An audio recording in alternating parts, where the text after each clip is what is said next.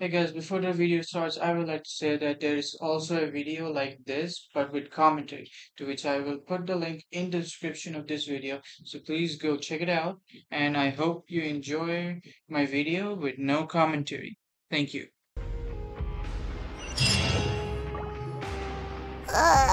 It's morning already? Oh, Paimon still needs more sleep. Huh? Wait, look over there! Isn't that... It's one of Linny's cards! Let Paimon see what's written on it! Maybe you haven't heard, but today is the monthly free day. Everyone has the day off today, which makes it the perfect time to do some investigating. It's been a while since we last talked. Have you been making any progress lately? Let's meet at our usual spot in the factory area before lunchtime. I have new information. Ooh, today's our lucky day. We have the day off. From the sound of it, Lenny's been making progress with his investigation. Wonder what he's discovered. We still have some time before we meet up. Let's talk with the people here for a bit more before we go.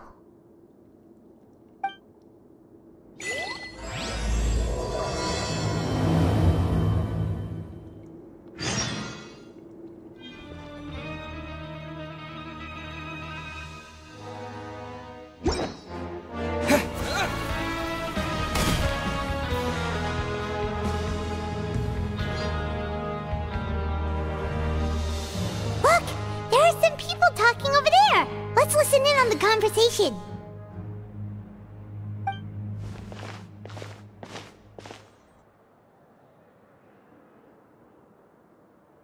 If you ask me, those pompous parasites on the surface act like they're all a bunch of aristocrats. Do any of them give half a hoot about a bunch of dogs like us? Hey, speak for yourself, mate. I'm no dog. Oh, you think you're special or something? If you're here, then you're just a convict like the rest of us. I've heard that even if you're released after serving your sentence, going back to life on the surface ain't any better.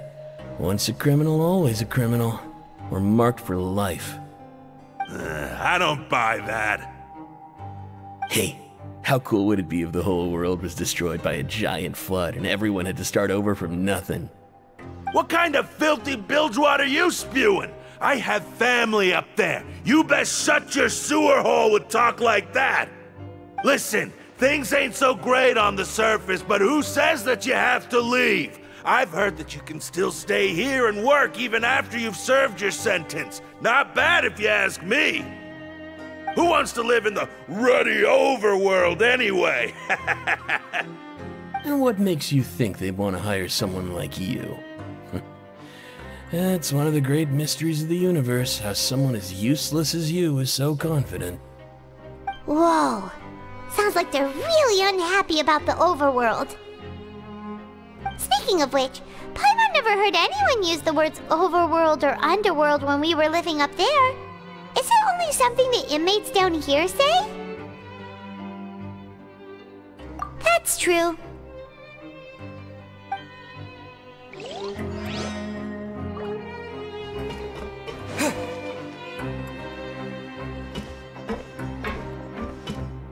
There's a group of people over there. Let's go listen in. So I said, that's not a faucet. Hey, who are you two? Why'd you come over all of a sudden? Oh, sorry for eavesdropping. Sounds like you were talking about something private. What's the matter? They're just looking to join in on our fun, that's all.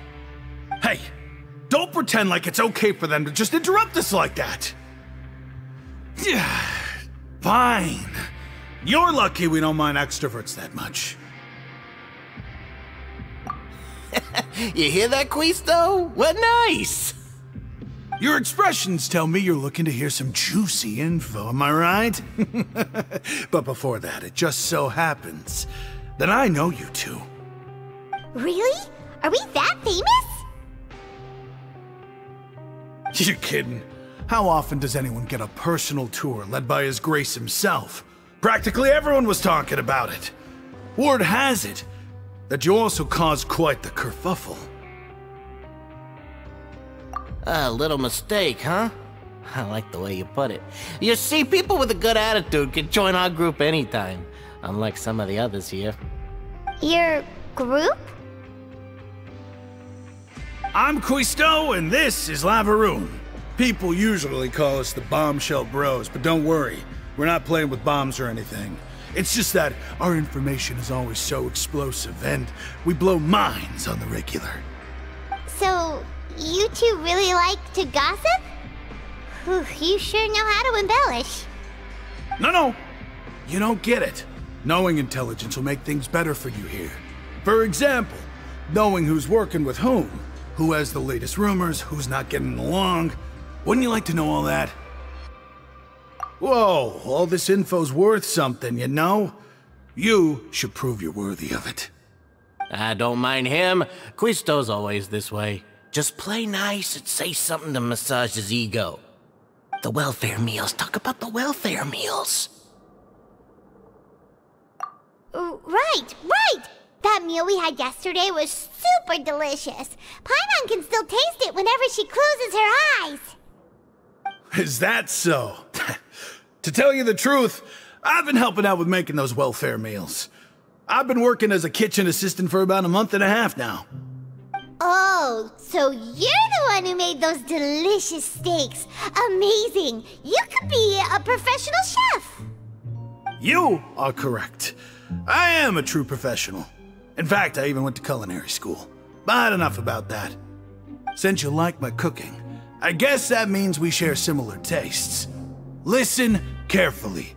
This little bombshell will help you learn what's really going on here in the fortress.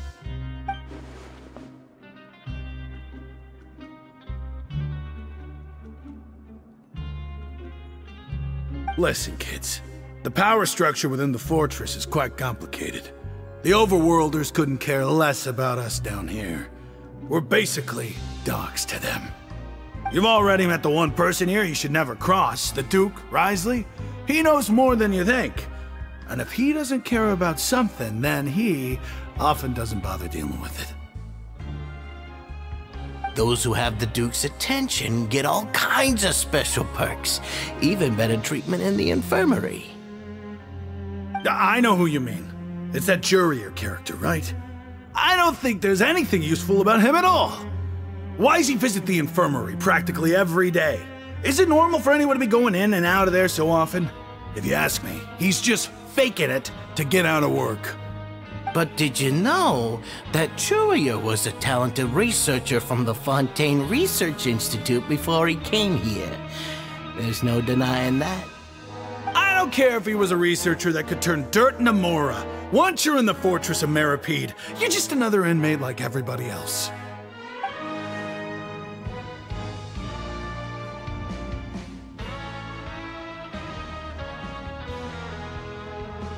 Speaking of which, the last time I saw him, he was passing by in the corridor with Lorvine. I also heard they started arguing in the library and got into a fight, right? Guess that's just how terrible of a guy he is. You mean he hit a woman? Wow, I never imagined he was that bad. But that Lorvine's also quite the odd one, you know? She's always gabbing away, got into a fight with a man, and she also got sent to the infirmary. Come to think of it, I always see her going to the sick bay every couple of days, too. Huh. Wait a second. You don't think? Do you think could it be that they're secretly meeting there to go on dates? But it's really hard to imagine. After all, I do remember seeing Lorvine beat Jurier to a pulp that one time. And we might be overthinking things.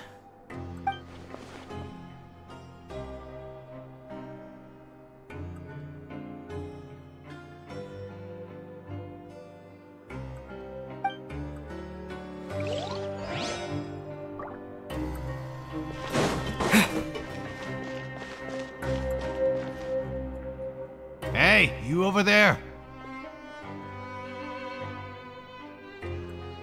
Yeah, you! Say, do you like playing card games? You know, like Genius Invocation TCG? You TCG players are like mint in the wild, literally sprouting up everywhere. Hey, come on now. What's wrong with finding fellow Invocation aficionados? Anyway, care to join me for a game? Alright. No pressure. But why would you be looking for people to play Genius Invocation in a place like this? Don't people usually come here to fight? Whether you're throwing down cards or throwing punches, it's all a competition, isn't it? It's all the same in my eyes. There are lots of card players here in the fortress. When I saw you, I immediately thought, hey, even outsiders from other nations play cards, so I came over to say hi. Sure. Great! Since you've been here longer than us, you need to flex your seniority a little bit, right? Maybe you could start by telling us newcomers some stories about this place. I thought you would have already heard everything by now. Alright then, did you have anything specific in mind? Or do you want me to just pick a topic? Why don't you pick? We'll let you know if we've heard it already. Alright. Have you heard any strange rumors since you've arrived? Then, did you know that there are some people who are always gossiping over in the corner? Yeah, so you've already met those two. They're quite a pair. They always keep an eye out for the latest happenings and gossip about everything.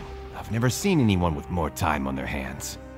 I heard that they used to be a chef and a bartender before they were sent down here.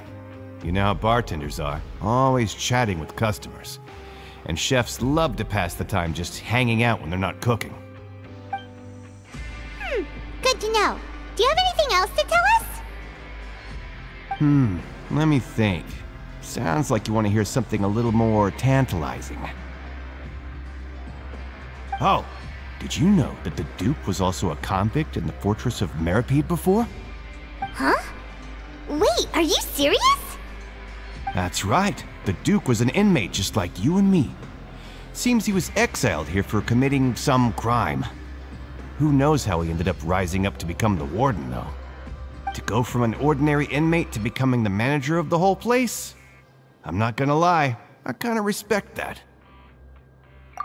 A forbidden zone? Sounds like something that someone just made up. I've never heard of that. Where did you hear about it? It's just a rumor we've been hearing, but no worries if you've never heard of it. Do you have anything else you can tell us? Anything else? Not that I can think of, but I'll be sure to tell you anything interesting I hear next time. You'll have to play a game of Genius Invocation with me first, though. Okay, we've talked to just about everyone, and it's about time for us to go meet Linny.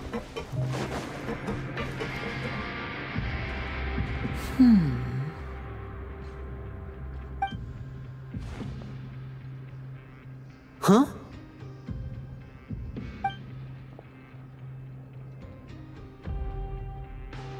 That look in your eyes. You found something? Hey, this is no time to be modest. Just tell him we found a boatload of information.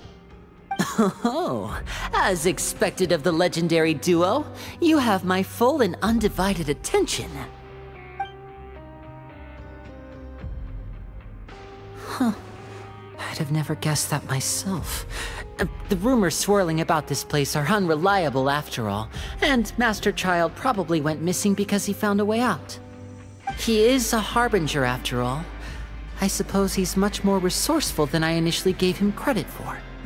Unfortunately, this isn't enough for our final report to Father. We need to find out Master Child's exact whereabouts. Father told me that even though Master Child said he was just coming to Fontaine for a vacation, he actually had some personal reasons. His agenda might be linked to his disappearance. His escape route is already flooded, so we'll have to task someone with professional diving skills to chase after him. Well, when you put it that way, it's obvious that only Fremine would be up to the task. Bingo! Is he around? He's working today. Coming here as a group would have attracted too much attention. I'll talk to him about it later. No need to thank me. This was always a part of our mission after all. Honestly, I'm far more impressed by you guys managing to collect all this information right under Risley's watchful eyes. Collecting information has always been our strong point. Now, let me think. To find out more information, Fremine will have to retrace Master Child's original route. And if he's to do that, he'll have to set out on the next pipe cleaning day at the earliest. That's 6 days from now.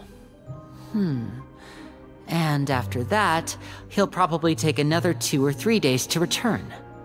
You can even estimate how long it'll take for him to get back? We've been working together for a long time. We know each other's capabilities like the backs of our hands. Traveler, what say you to meeting here 9 days from now? We'll be able to pick up Fremine while we're at it, too. Oh, and there's just one last thing we'd like your help with. Though we can just sit back and wait for Fremine's report on Master Child's whereabouts, we still need to make more progress on the investigation of the Forbidden Zone. Fremine's no master of disguise, Lynette's still working on getting intel from the other areas, and I'll need to spend some time helping Fremine prepare for his diving mission. So, you are the only ones we can count on. What do you want us to do? Will it be hard? Well, I won't call it easy per se, but I think you'll be able to pull it off. Listen carefully. You'll need to find an excuse to get into the infirmary and investigate the room and environs. You've mentioned several sketchy-looking people always meeting at the infirmary earlier, so it probably has something to do with the secret we're hoping to uncover. You've already met the head nurse, so she'll be less suspicious of you. Investigate the internal structure of the infirmary and any active dealings within, and pass those on to me alongside anything else you're able to discover. But also, there's no need to take risks. Don't forget, safety always comes first. My apologies, I just started rambling out of habit. It was almost as if I was talking to my younger brother.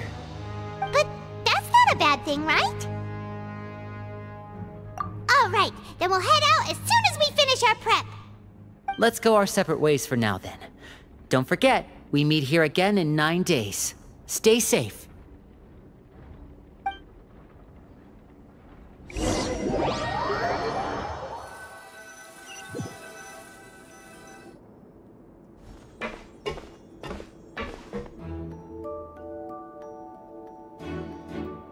Hey, stay here for now. Paimon will take a peek. There seem to be several people inside.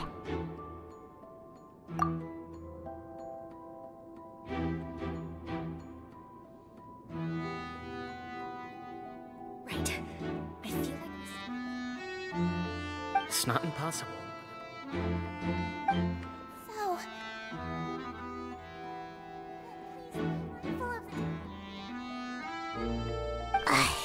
It's a bit hard to understand them from here, so why don't we just try to talk to them in person? Let's go as soon as you're ready.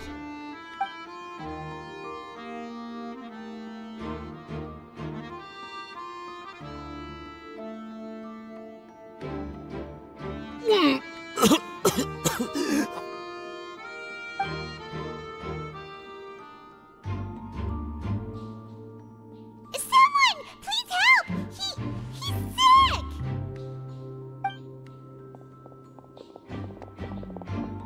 Whoa, are you okay? Oh my! What's wrong, little one? There's no need to panic. Take a deep breath before you begin. The traveler started complaining of a stomachache, and then nausea, and then collapsed onto the ground. Paimon doesn't know what to do! Freezing limbs, twitching fingers, and pale complexion? Could it be poison? Let me take a look. Please, lie down over here.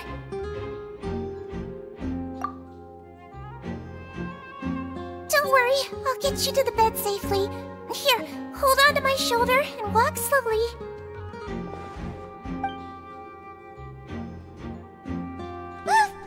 You can do it, traveler!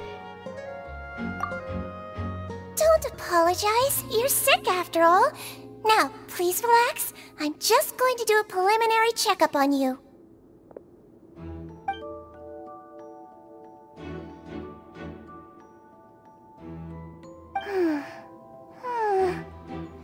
I see now. My checkup has confirmed that he's not in any mortal danger. That's our worst fear out of the way. Eh? Oh, that's good. But... I'll continue my diagnosis of the patient now. Please, relax and take a deep breath.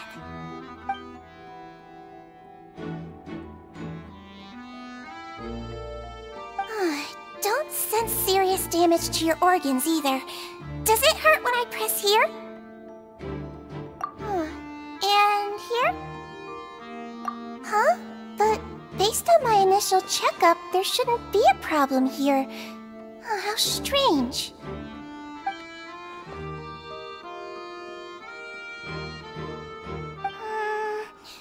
What about here?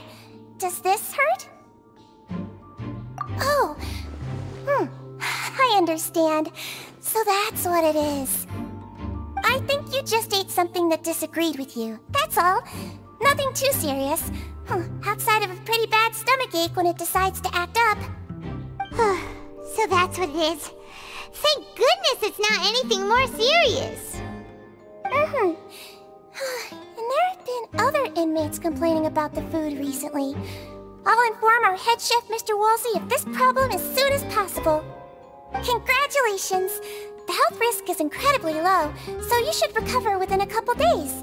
Why don't you take a rest here while I go get some medicine for you? Miss Levine, I'll have to trouble you to help me look after this new patient while I'm gone. Very well. And she hopped away just like that.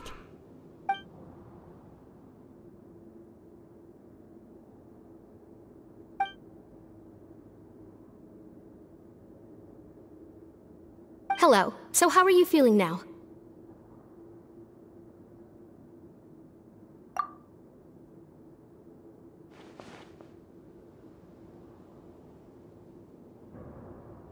His stomach ache's really bad. He was stumbling about the whole way here, so Paimon's really worried. If Miss Sijuin says it's not a serious problem, then there's no need to worry. She's the best medic we've got down here.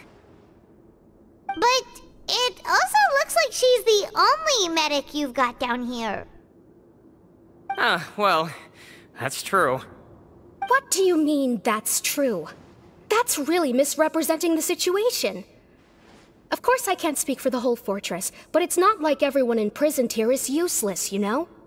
Though they may have committed crimes and gotten locked up here as a result, they still know a thing or two about medicine, and they help Miss Sijuin take care of the sick and injured. Yeah, you're right. But did you have to lecture me about it in front of another patient? Aren't you a patient too? Where did all your energy come from? That's correct. Sorry, I got a bit ahead of myself.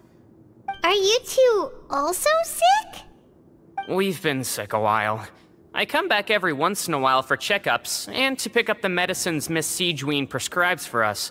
That's just the nature of chronic illnesses. As for her... you could say she fancies herself as Miss Sijuin's capable helper because she learned a bit of medical knowledge ages ago. Please watch your mouth, Mr. Jurier. Don't forget that you are the primary reason I have frequent heart palpitations.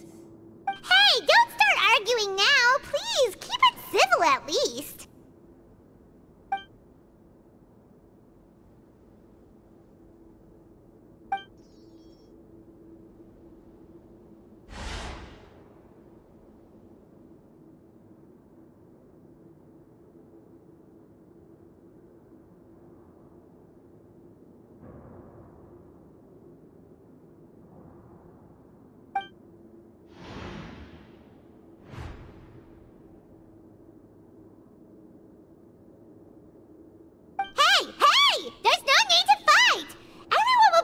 Someday, so there's no need to argue over silly things like this!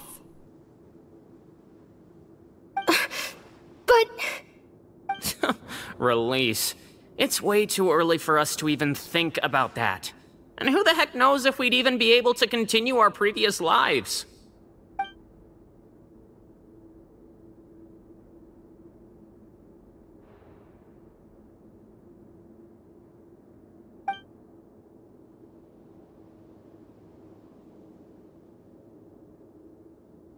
Please allow me to end this boring and useless conversation. Oh, and Mr. Jurier, I don't want to see your face here again anytime soon. And same to you, Miss Lorvine. Anyway, that was more than enough rest for me, so I'm going to get out of this excessively noisy place. See you later, everyone. He just slowly walked off like that? That's just what he's like. I'm sorry you had to see all of that. I'm Lorvine, and that's... Well, his name is Jurier, but I hope you'll never have cause to remember his name. You really can't stand him, huh? I mean, can you blame me? Who would like someone who's as arrogant and obsessed with weird research topics as he is? But there's no need to keep dwelling on him. I'll accompany you two for a while. Miss Seishween should be back soon, and I'm sure you'll feel better as soon as you've had some of her medicine. No, it's nothing. I'm back! Did you rest like you promised? Thank you for getting our medicine, Miss Seishween. Did you all cooperate with your bed rest? I trust that nobody got up to walk around. Good. Here, this should be 2 days' worth of medicine for you. Take 1 pill now, and then continue your bed rest.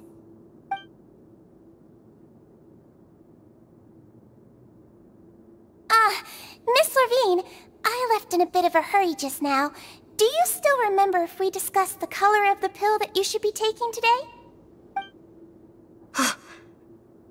I remember. You said it should be yellow.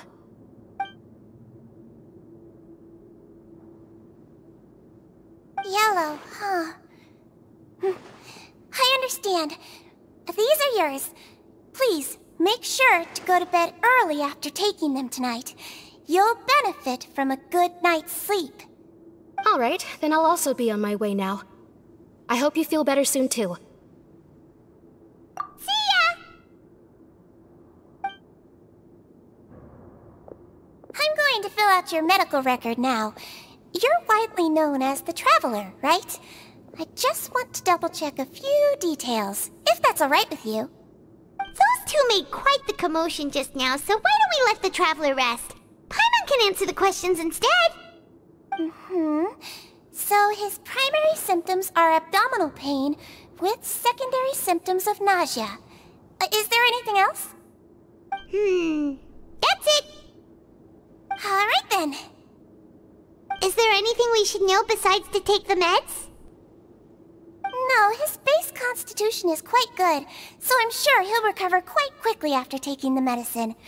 Please make sure to stick to bland or less stimulating foods, and don't stay up too late at night. Got it! Paimon will hold the Traveler to that for sure.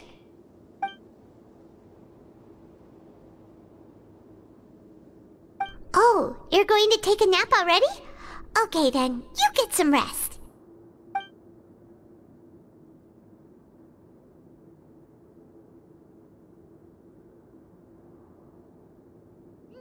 We've been to lots of places together. He may look a bit under the weather now, but he's actually super strong. So you're the best of companions. Well, don't worry. He'll recover soon.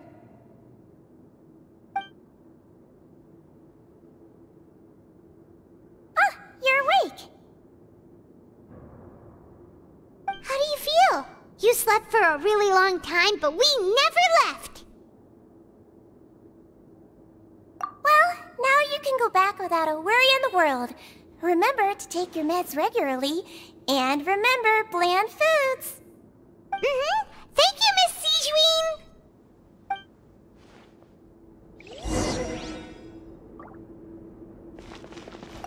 Seems like a lot of people have been coming down with an upset stomach lately. I'll need to address that.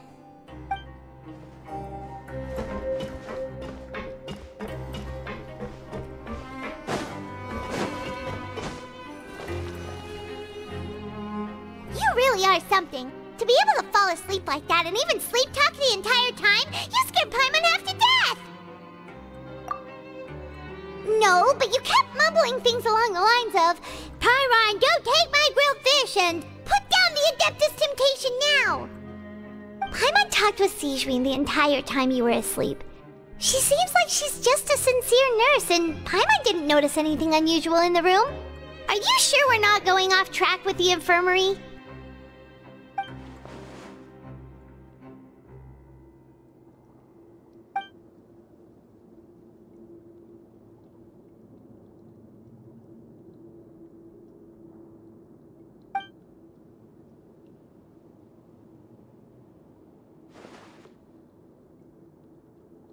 Whoa! You really are super thorough! All those tiny little suspicious things that Paimon didn't even pick up on! We've gotta give the info to Lyney!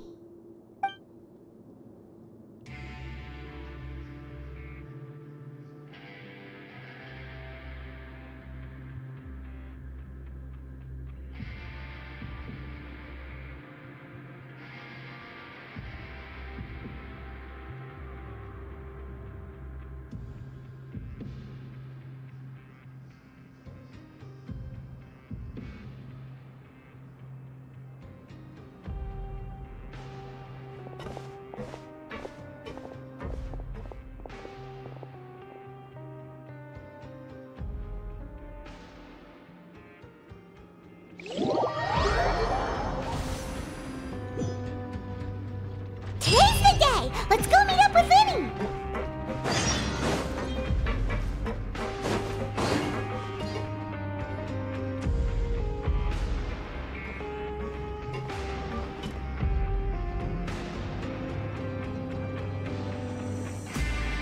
Oh! Hmm?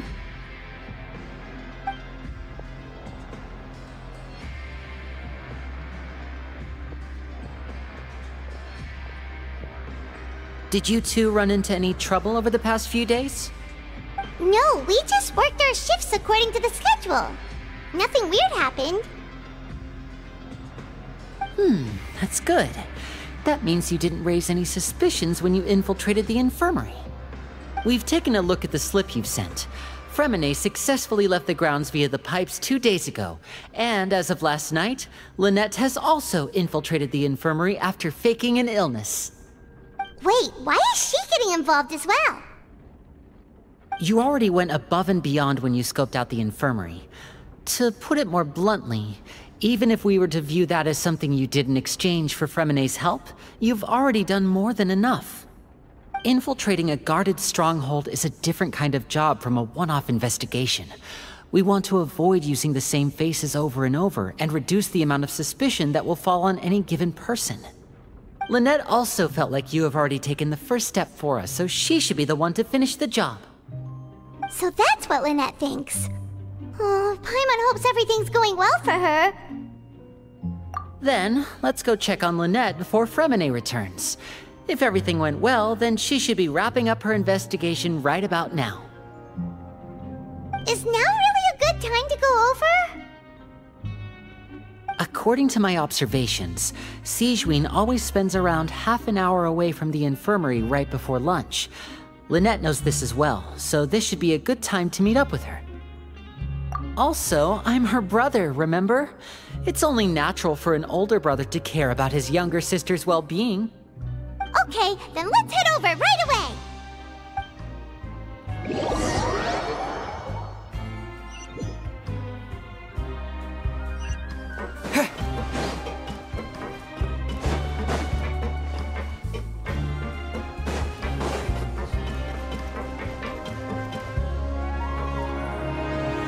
Lynette should be here right now.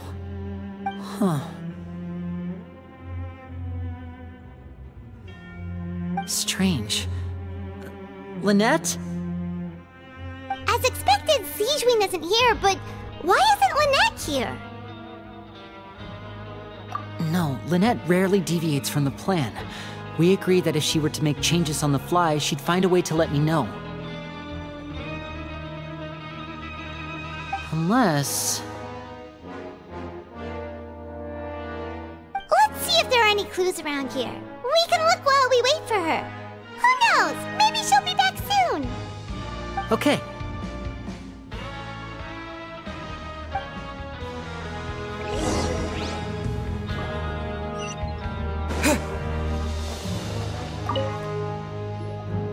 There are some books here and a few files.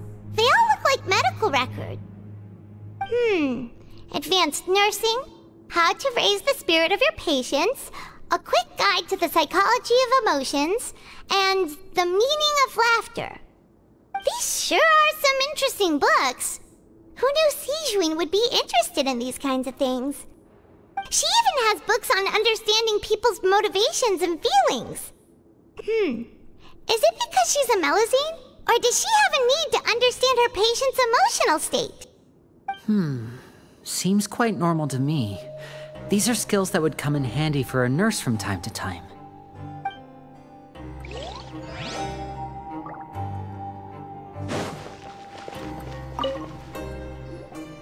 None of the beds have any signs of having been slept in.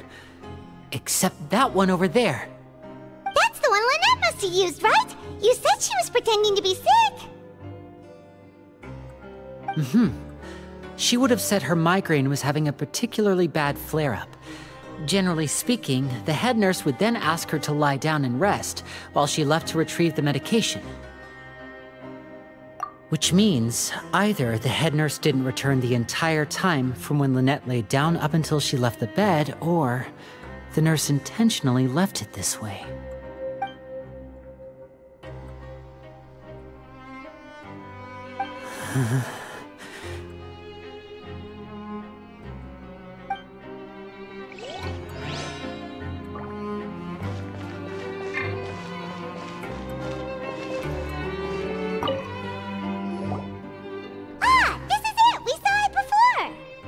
Wait, this thing? It doesn't look like it's been disguised that well.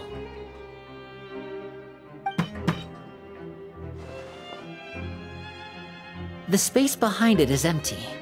From its size, I don't think it's an entrance that is meant to be taken apart. There's probably a mechanism around here somewhere. Could Lynette have tried to get inside? But if that's the case, she would have contacted me for sure.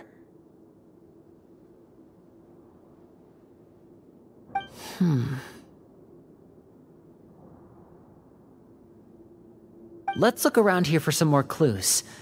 Don't panic, just take another look.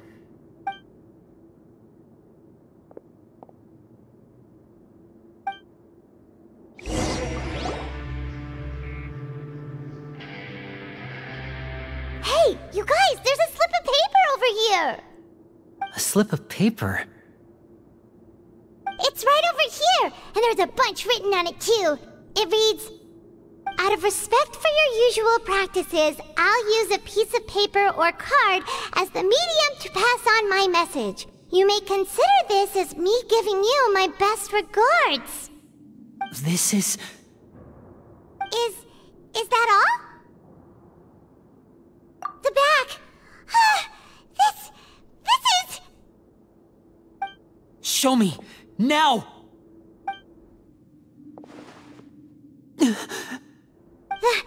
That look on your face. Paimon's reading it now. Would you care to guess where Miss Lynette of the Fatui could be right now? No. Could she have... Is she already...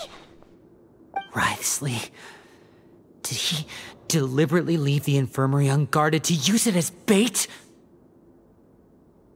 Wait, you mean he was aware of our goals from the very beginning? But why? We didn't run into any trouble last time, and he also never reached out to us since.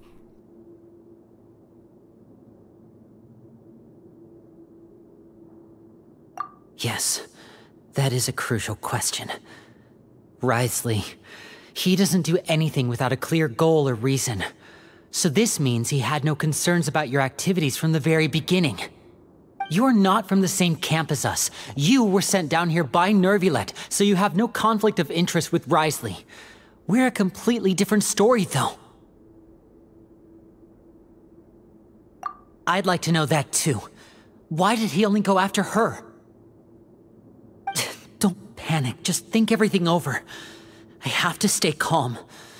This is not like what happened last time. The situation's different now.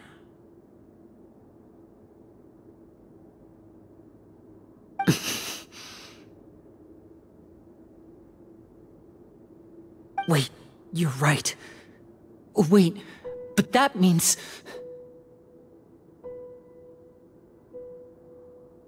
The fact that Fremine was able to leave the grounds, could Wriothesley have let him go as well? But what does he gain by letting Fremine leave like that?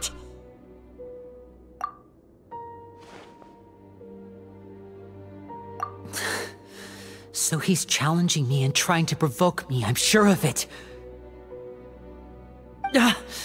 We never should have sent out Fremine. We had to go through all that trouble to find an opening to sneak him around the guards and into the pipe, and we even thought luck was on our side.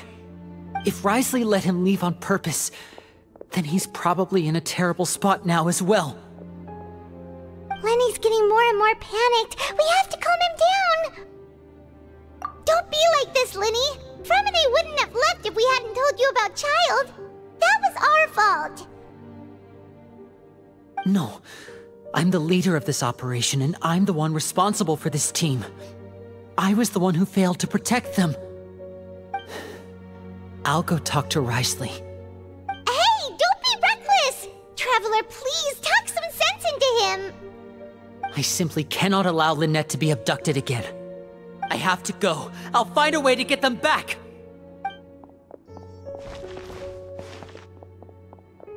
He's rushed out the door! After him!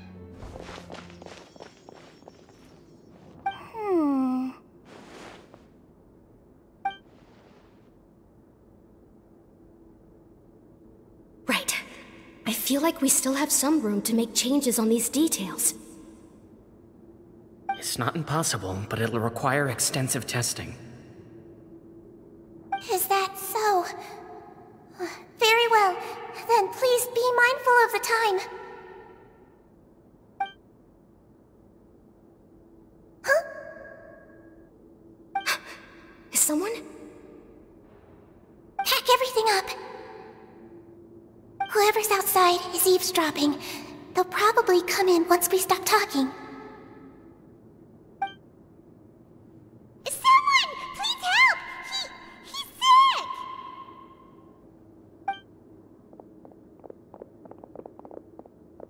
Whoa, are you okay? These two. As expected, they've already found this place. Oh, they are quite sharp. What a delightful turn of events. I like smart people, but I also like playing dumb. I like the feeling of being trusted. Oh my! What's wrong, little one? There's no need to panic. Take a deep breath before you begin. Being able to read human expressions is quite the useful skill. Lenny! Wait! It's no use. We have to catch up to him.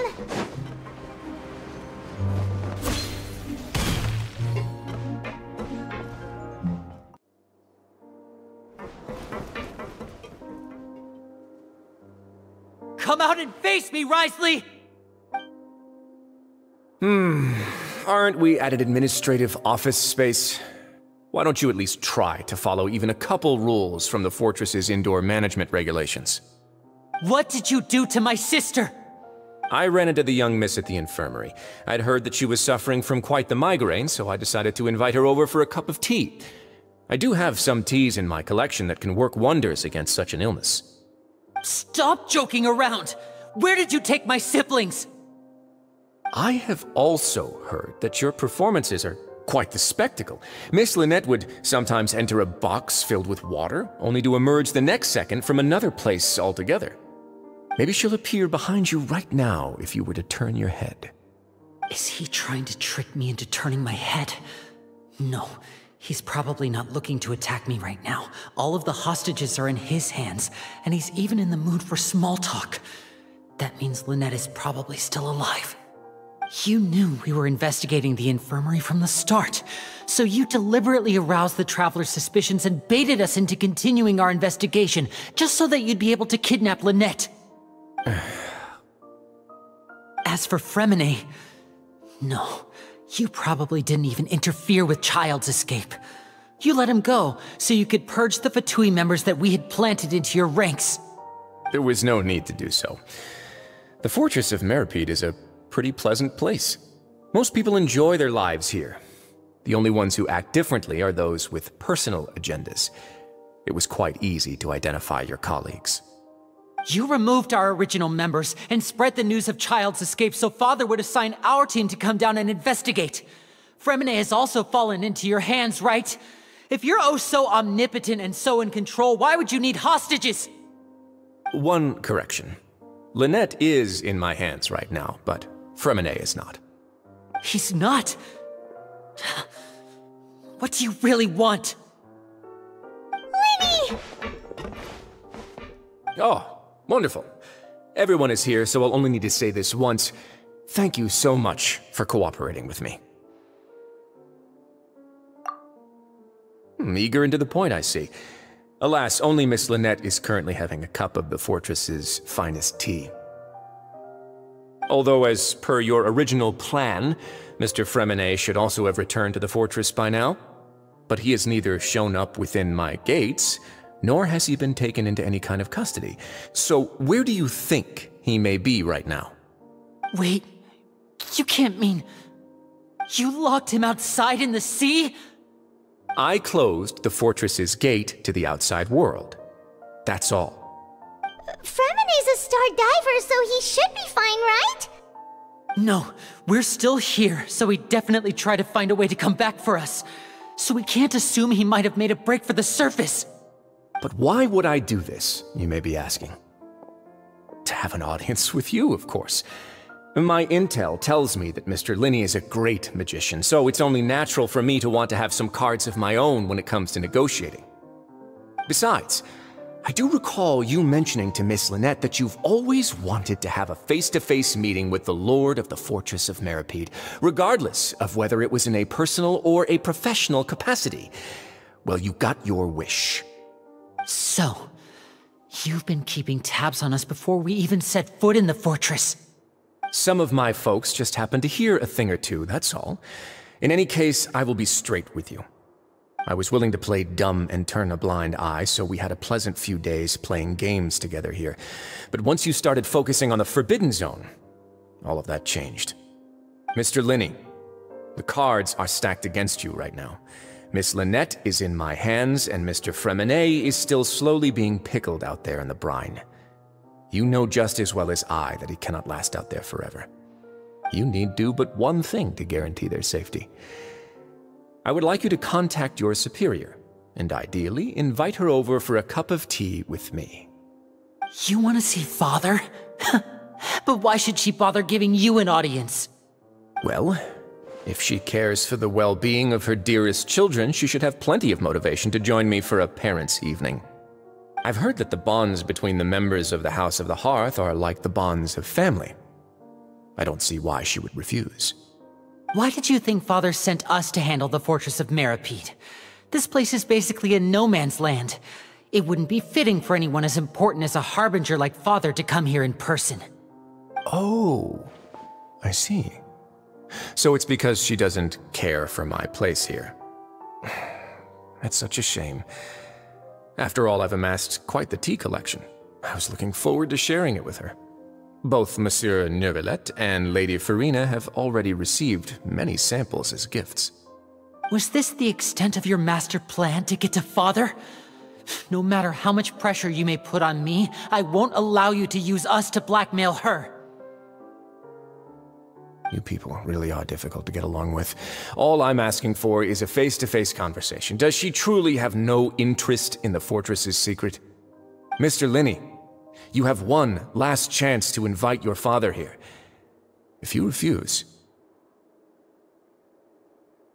Lenny!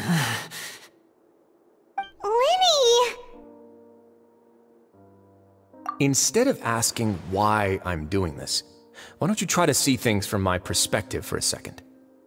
From the very beginning, the Fatui has been actively infiltrating my fortress. I gave you a warning by cutting off the first few operatives I found, but that only caused you to double down. Had you given up on the fortress then and there, I'd have no reason to want to talk. Mr. Fremenet left the fortress on his own, and Miss Lynette tried to pry out my secrets right in front of me. No matter how you look at it, the responsibility for this falls on you. I shouldn't ask Father to do anything because of us. 6, 5... Wait, 2, 1. Time's up. It really is a shame, Mr. Linney. Risley! Negotiations have broken down. Please leave, ladies and gentlemen. It's time for my afternoon tea. Yeah,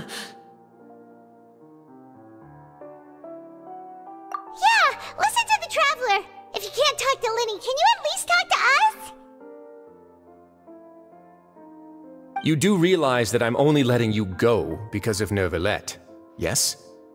You're here helping him out, and I've already done my best to stay out of your way. But that doesn't mean you can just do whatever you want. The fortress may be small and remote, but it still has its own set of laws. Then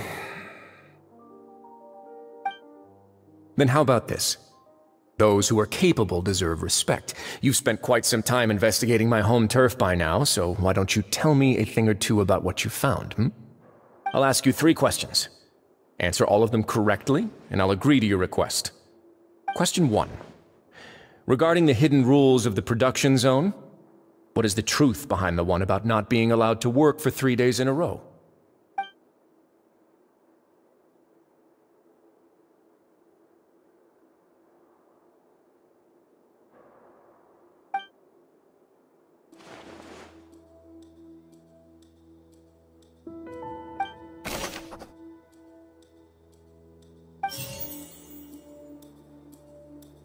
I've been told that the infirmary is always empty for the half hour just before lunch.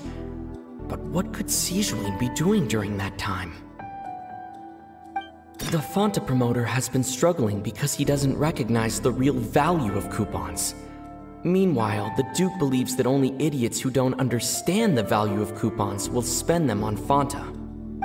We often see Miss Sijuin observing the prisoners at work near the production zone. It seems like she can perceive the general state of a person's health just by looking at them. Fonta's internal report suggests that they're starting a new trial of an unnamed and unpackaged product. But the product has to undergo a trial because even Fonta's own employees have a lot of reservations about it. The research notes said that the Melusine race perceives the world very differently from humans. As a result, the Melusines have also developed a sense of aesthetics that appears rather strange and alien to humans. According to Collins, the Pancration tournament only took place because the Fonta company sponsored it. The company must want a return on their investment as well. We often see Miss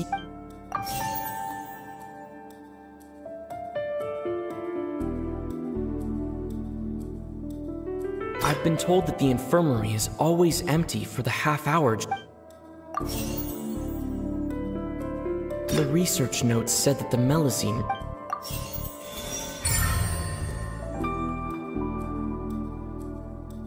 Ah, so that's what's going on. Paimon understands it now. Who would have guessed? The hidden rule of the production zone. People are not supposed to work 3 days in a row, and if they do, they'll get strange meat in their welfare meal. At first we thought this strange meat must have something to do with the people who disappeared, but in reality, they were all prepared by Sijuin, the head nurse. She often visits the production zone to observe the workers' health and makes a note of anyone who has worn themselves out after 3 full days of work. Out of her sense of duty as the head nurse, as well as her genuine concern for the workers' health, Sijuin visits the cafeteria right before lunch and cooks an extra dish for those who can use the stamina boost. Sigewinne has only the best intentions with her surprise gift and doesn't want anyone to find out about what she does. However, unfortunately, Melusines as a race perceive the world differently from humans, and their sense of aesthetics is even more alien to us. The recipients of her lovingly prepared special meals cannot taste the care within and usually just freak out. Are we on the right track? Not bad. You've uncovered Sigewinne's secret and even guessed her intentions correctly as well. It's nice to know that her efforts have not gone unacknowledged. All right, now for my next question. There are also some hidden rules in the Pancration Ring, including the one that you're not allowed to support both sides of a fight. Why is that?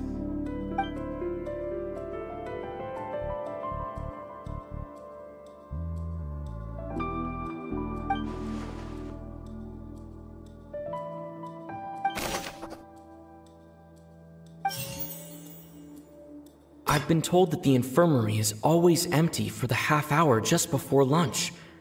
But what could Sigewinne be doing during that time? Fonta's internal report... According to Collins, the Pancration tournament only took place because the Fonta company... The Fonta promoter has been struggling because he doesn't recognize the real... We often see Miss C... Fonta's internal report suggests that there's The research notes said... The Fonta promoter has...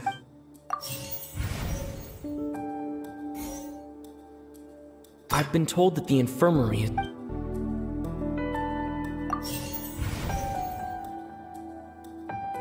Fonta's internal report...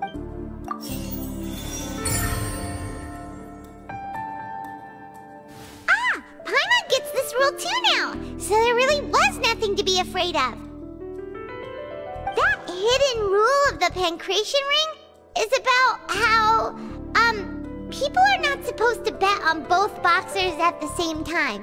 And if they do, they'll receive a package containing a strange, blood-colored liquid. People get scared when they see it because they've subconsciously begun to associate it with the missing boxer. But really, it's just a bottle of the latest yet-to-be-named and packaged new Fonta trial product. A blood-red drink. It's no wonder even Fonta's own staff were questioning the company's decision-making. The company, facing backlash from its own staff, decided to try to trial the product on a smaller scale, to see how it might be received by customers. They came to the fortress of Meropide and offered to sponsor the Pancration tournament so they could push their new product. But the Duke completely refused to even entertain the idea. The Duke, knowing how valuable coupons are in the fortress, knew that only total idiots who didn't understand their true value would bother buying a Fonta product here. And so, only those who proved their stupidity by being dumb enough to bet on two opposing sides of the same match were selected to receive the drinks. I acknowledge the effort you've put into bringing the truth of this mystery to light. Although, based on your description, that Fonta promoter is a bit too careless with his words, I may just reconsider my collaboration with the company. All right, and here's the final question. What's the secret behind our head nurse and all of her patients in the infirmary?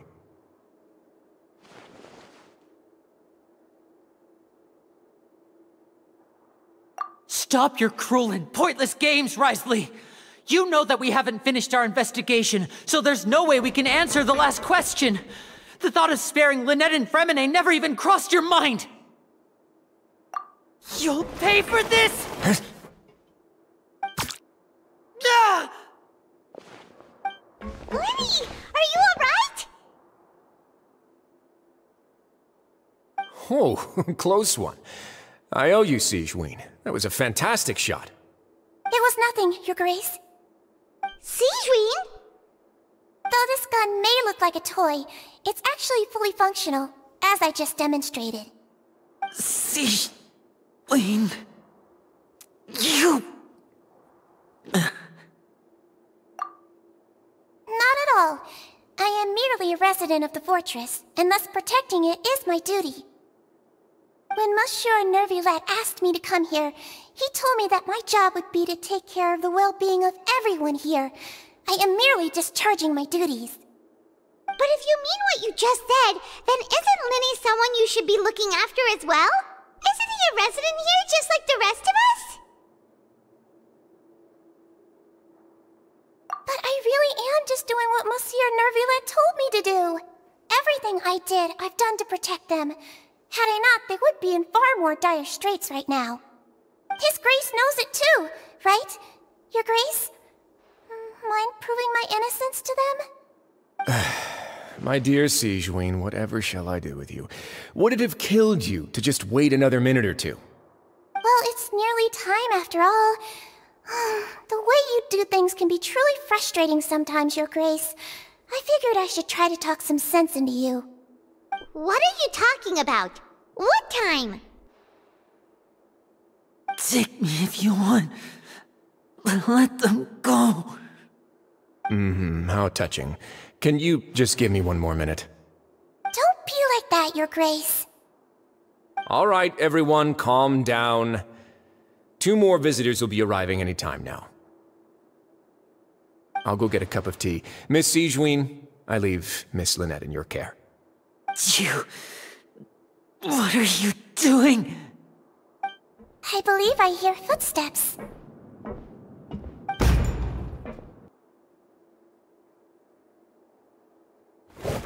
Some space, please. Ah, Miss Clarande. My door.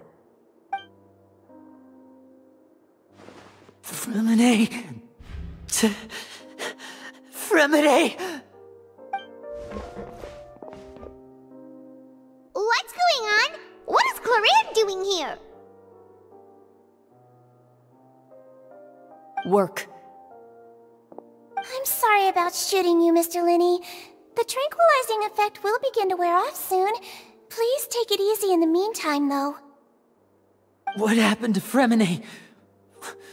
Wasn't he diving just outside of the fortress? Why is he looking like this?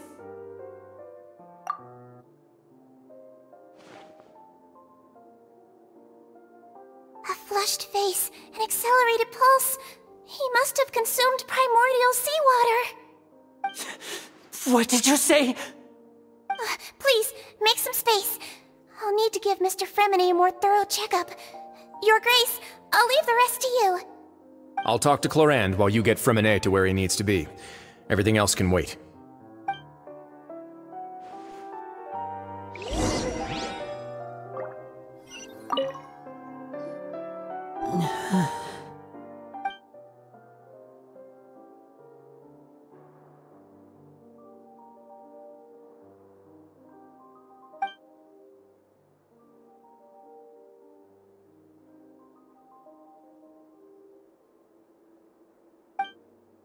How is he? These symptoms are probably caused by an acute ingestion of a large amount of primordial seawater. Still, his condition is not critical. Of course, it would be best if he stayed for further observation. Let's leave him here for now, and move him to the infirmary once he's recovered a bit more. Sorry. I am aware that the infirmary may not be your favorite place in the world at the moment. We do only have a single clinic in the fortress, however. Why would he ingest a large amount of primordial seawater after leaving the fortress? How could that possibly happen? Please, look after Mr. Fremine for the moment. I'll go fetch some medicine and a respirator. Oh, I'll bring Miss Lynette back with me. Where is she? How is she right now? Oh, she just took a nap in an empty room after I tranquilized her. If my calculations are correct, she should also be waking up right around now. You might not believe me, but His Grace and I actually made some snacks and tea for her.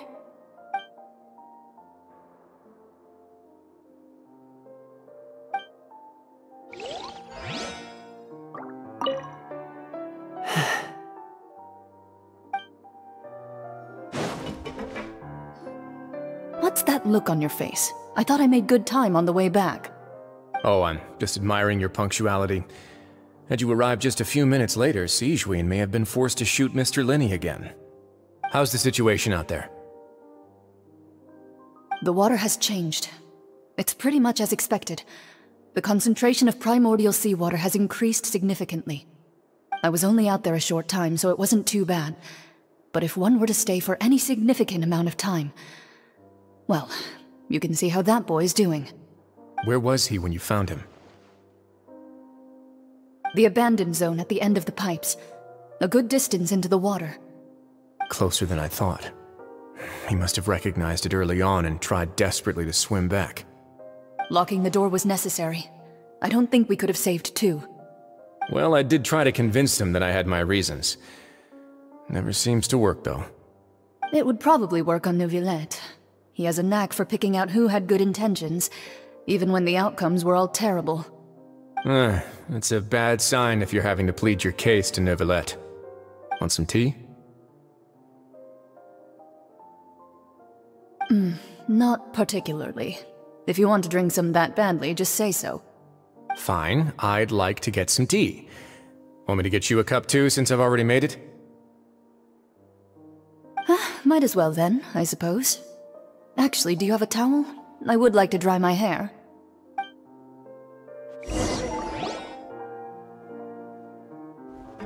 Linny, are you okay?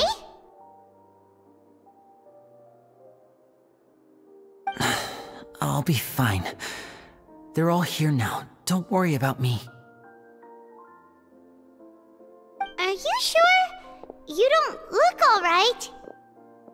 My hands and feet are still a bit weak, but that's probably just the residual effects of the tranquilizer shot. I'm back, everyone. Lenny! Oh, Traveler, Paimon, you're here too. Freminet? Is he... He'll be fine. But for now, please help me lift him up.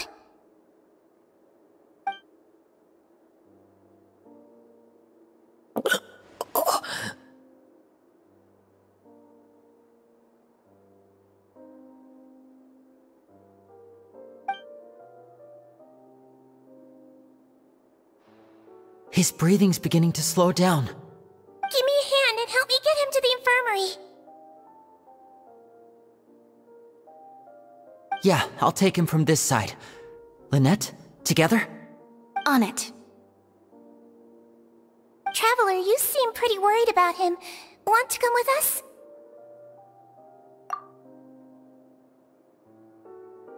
The Duke and Clarande are gone. They probably went to get some tea. The Duke will explain the truth in just a bit. Miss Clarande will need a break, since she only just returned from rescuing Freminet out of the sea.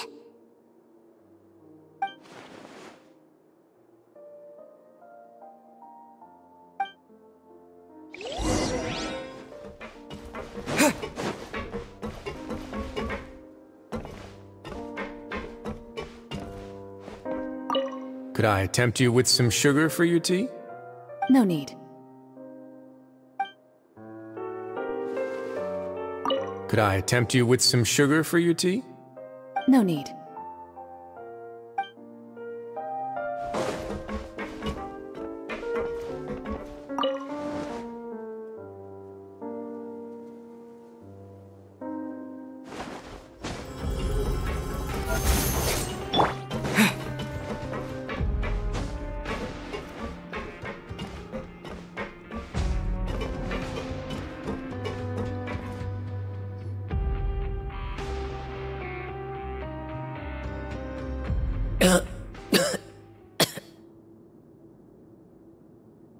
He's awake! Freminet, how do you feel? Lynette. We're all here. Where am I? The infirmary, at the Fortress of Meripede, Mr. Freminet, and you are no longer in any danger. How do you feel? Don't push yourself if you're not feeling up to it. Traveler. Paimon. It's been so long. The sea. There's something wrong with the seawater. Shh, it's okay. We can talk about it after you've recovered.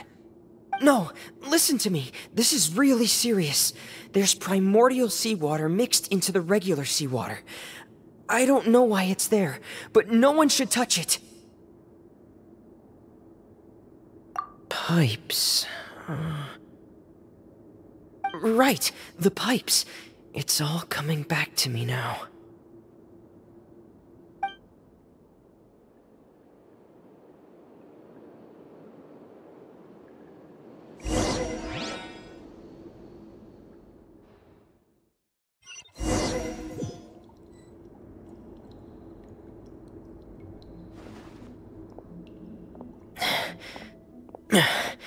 I'm in. Seems like this pipe hasn't been used in a long time. It looks abandoned.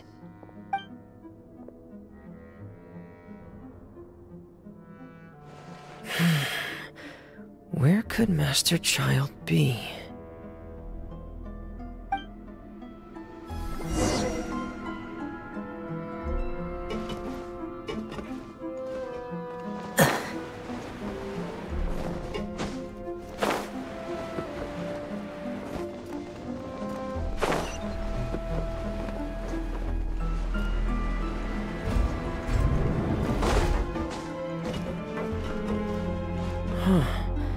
This mechanism looks like it's been tampered with. Could he have done it?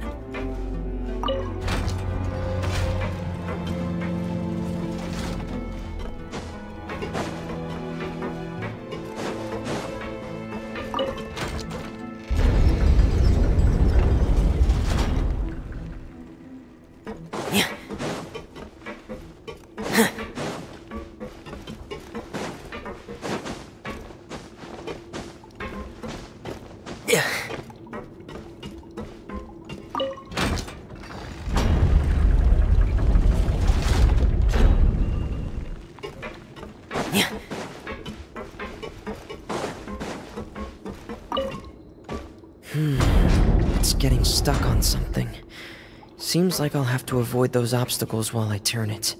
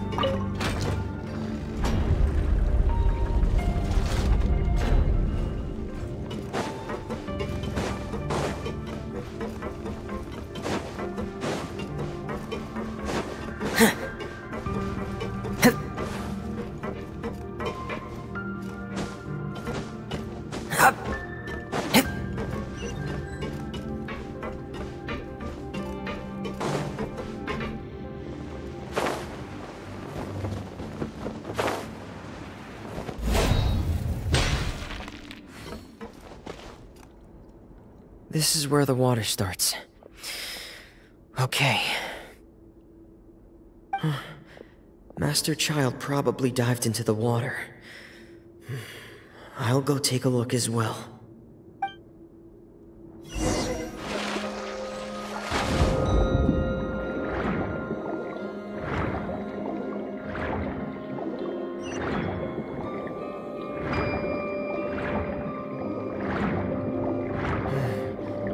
The vegetation here is a bit more sparse. These traces aren't natural. A person must have left them, and recently. I should be going in the right direction. Oh, there are traces here too. I need to keep going. Huh? The traces are gone. But I don't see where he could have gone from here. Wait, what the?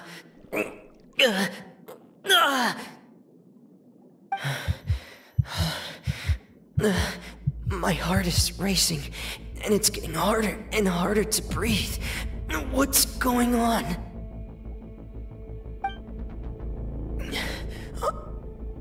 No good. I have to get back. They still don't know anything about what's going on. If I turn back right now, I should still be able to make it.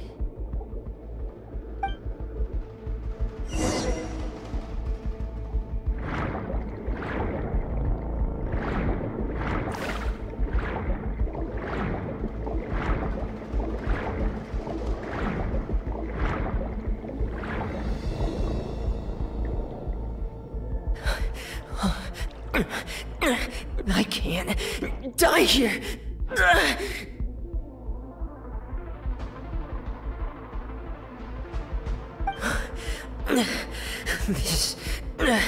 This is bad. I'm feeling worse and worse, and I'm still underwater.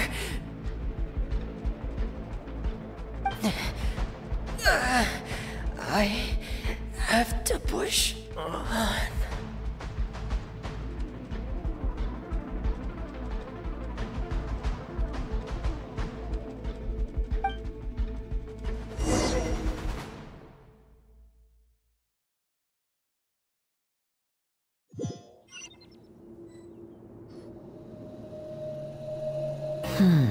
So, in other words, the trail you were following vanished, and you had no idea where Master Child could have gone, but there was also no obvious place for him to have disappeared to.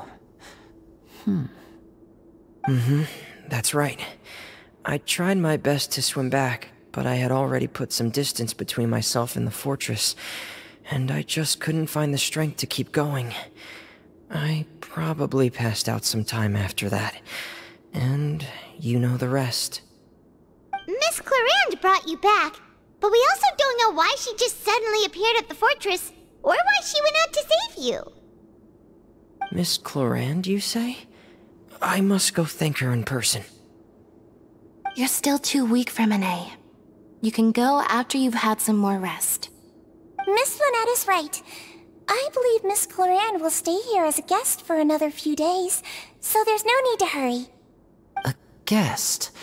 Then I can assume Risley was the one who invited her to come down here? You should ask His Grace about that. He'll be able to explain better than me. Yeah, it's about time he actually told us what's going on. Wanna come with us, Liddy? No, please go on without me. I don't want to leave just yet. Lenny. The logical part of my brain is aware that we're safe right now, but I still can't bring myself to leave. Both of you are just in danger. Understood. Then let's just sit together for a while. In that case, I'll leave the infirmary to you. The Traveler and I are going to head out for now. As long as you stay in here, I don't think you'll be disturbed. Thank you.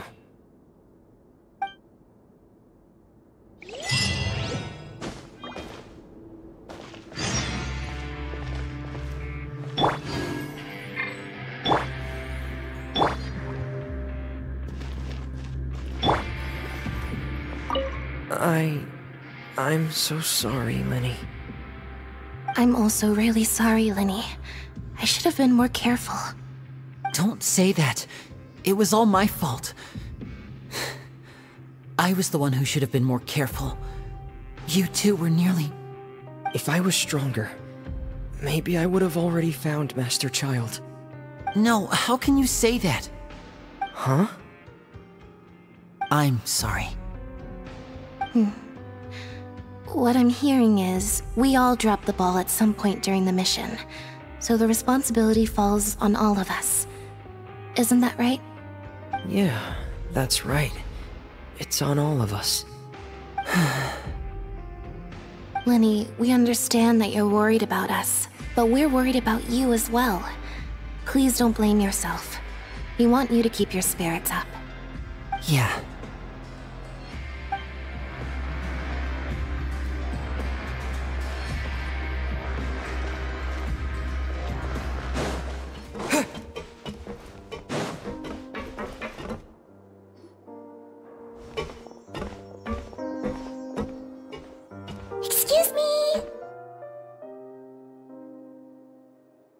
I take it Mr. Fremonet's condition has stabilized? Of course! I wouldn't have left the infirmary otherwise. I've been expecting those two, but might I inquire as to the purpose of your visit, Miss Siegewien? I wanted to check up on Miss Cloran. How are you feeling? Mostly fine, I think. If you don't mind, I'd like to perform another quick physical exam. It'll just take a few minutes. All right. Thank you for looking out for me. I'll take my leave for now, then. Well, want to explain yourself, Risley? Of course, but I'm not partial to the word choice of explain. How about enlighten? Where should I begin? How about you start by asking me any questions you have? You can start with whichever one you'd like to get answered the most. Then Paimon will begin. Did you know about Lenny's goals from the very beginning? No. I just knew they were Fatui operatives sent to the fortress by the Knave. As for their specific goals, I only figured those out as you made progress on your investigation. You managed to monitor and stay ahead of them even though you didn't know what they were trying to do? They came here with ulterior motives. I'm quite adept at discerning what that kind of behavior signals. Initially, I thought their goal was just to investigate Child's disappearance. Linny suggested that I had deliberately let him escape, but in truth, I didn't really do anything special to help or hinder him while he was here. Everything he did, from finding helpers to leaving this place, he did on his own. Of course, it's inevitable that the Knave would make a big deal out of her fellow Harbinger's unexplained disappearance. I'm also quite curious about where that Harbinger went, so I figured I might as well let the Fatui do their own investigative work. All I care about is the answer. So you were hoping Lenny's group would just do your work for you! You make it sound like that's a bad thing. Unfortunately, things didn't go as planned. I assume that Fremonet has told you already, the ratio of primordial seawater around the fortress of Meripede is on the rise. The Forbidden Zone has always been Linny's target, and you got roped into that investigation after running into him. I began to intervene out of concern for your safety, and also to prevent the fortress from becoming entangled in more irksome matters. Are the rumors true? That you're also a former criminal? Now, why would you put it like that? Isn't staying here all day and serving as the manager of the fortress a kind of sentence unto itself? Another form of prison? I just happen to have some support from the rest of the inmates, that's all. Oh, right! Paimon wanted to ask, who invited Cloran down here? Me, of course. I paid her good mora to come down to the fortress for some field work. As a champion duelist, Miss Cloran could be considered to be an independent party. I needed to find an exceptionally capable person to help me get through the impending crisis.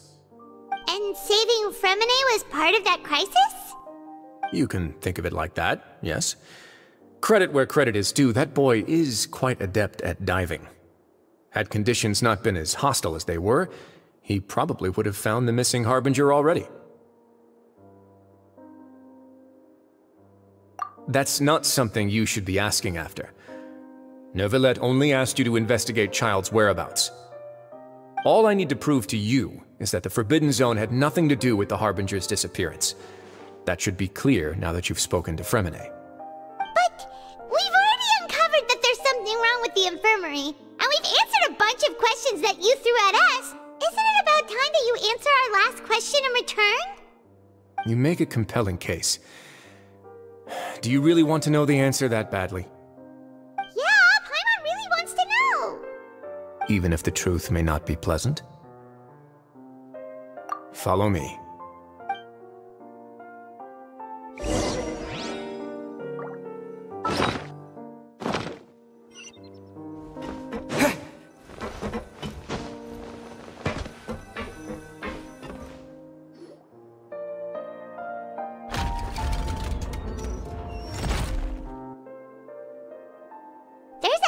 Door here? And a whole basement behind it? Huh. You're pretty good at hiding stuff Chef Risley. It seems you've forgotten just what kind of place the Fortress of Meripede is.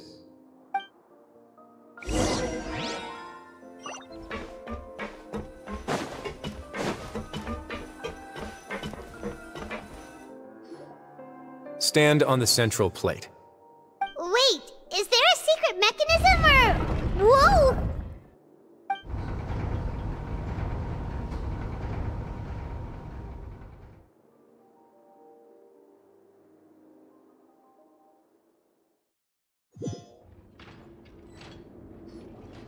So, this is the Forbidden Zone? Honestly, for a place so well hidden, Paimon sure doesn't see anything special. What a huge door! There are 3 such isolation gates in total. Generally speaking, I'm the only one who's allowed to go inside. Hence the name Forbidden Zone. Am I correct to assume you're going to run on back and tell your little Fatui friends everything? Well, Paimon wasn't thinking of keeping anything from them. Well, I'd advise you wait until you've seen the whole truth of this place for yourself before deciding whether or not to tell them.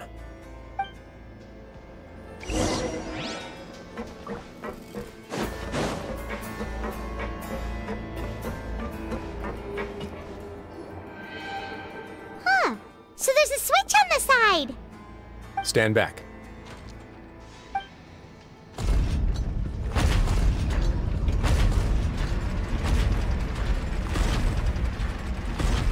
Whoa! They all just went up one by one! Go on, have a look.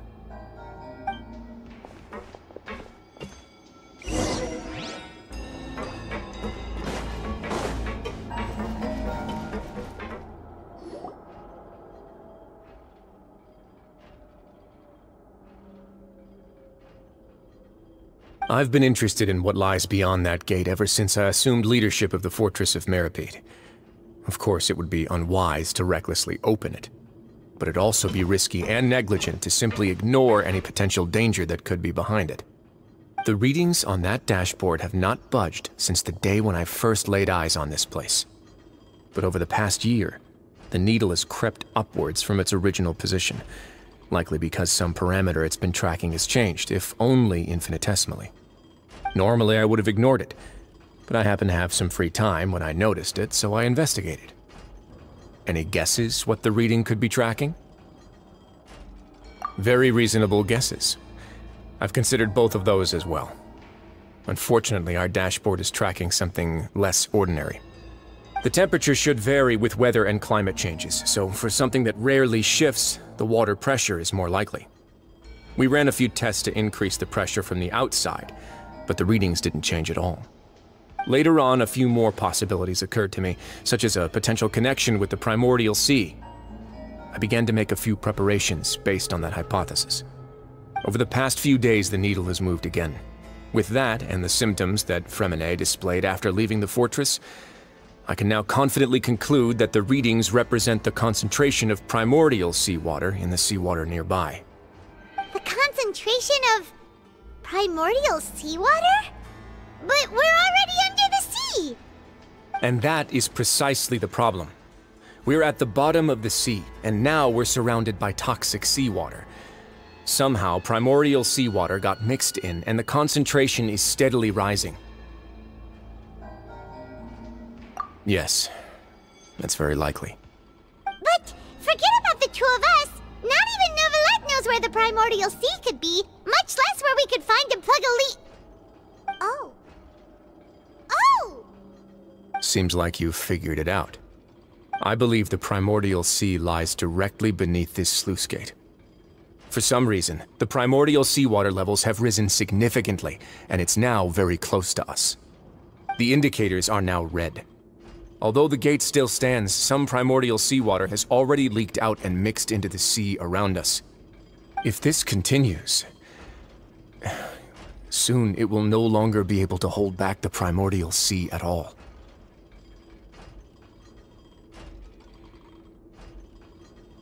Yeah, you know what the legends say. If this place falls, then everyone in Fontaine will be turned into puddles in the span of a night.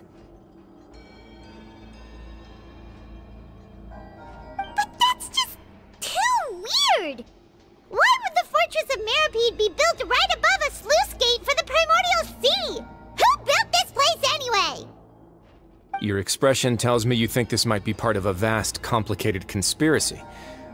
To be honest, you might find the actual answer may be exceedingly boring. It's just that the secret of the Forbidden Zone had been long forgotten by the nation before I rediscovered it with my research. There's no single founder of the Fortress of Meripede in any traditional sense. What we know about its history has been left to us by the people who used to live here.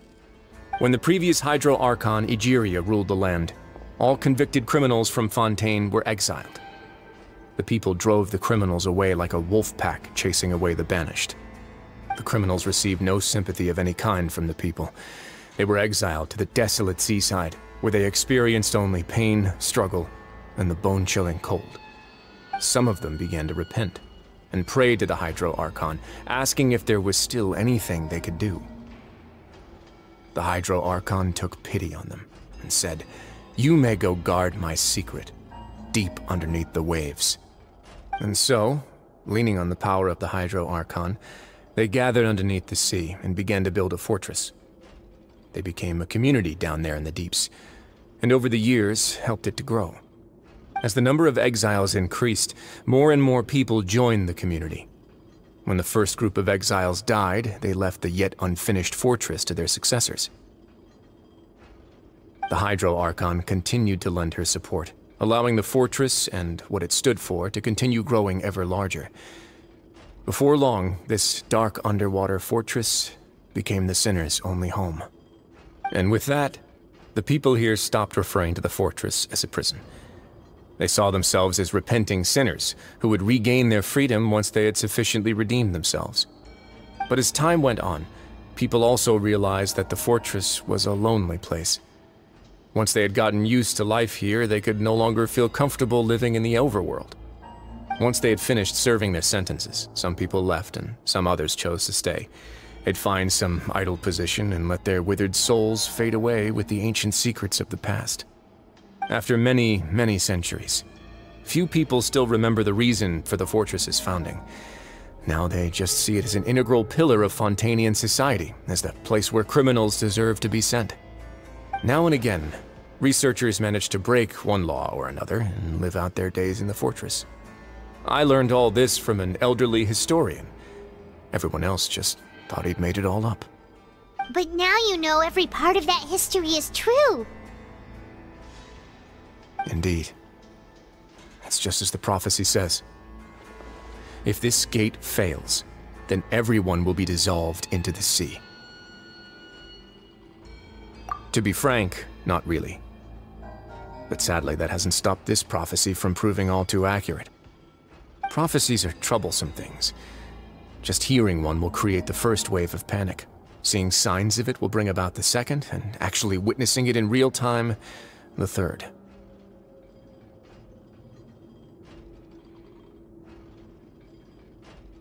Let's go somewhere else. I want to show you something.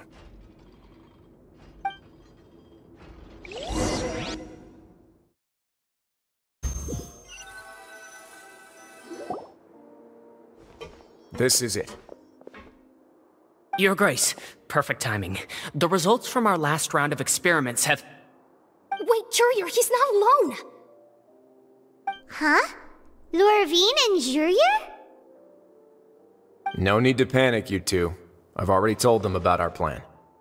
What? After you warned us not to tell a single soul about any of this? I'm skeptical as well. Are you sure they are trustworthy?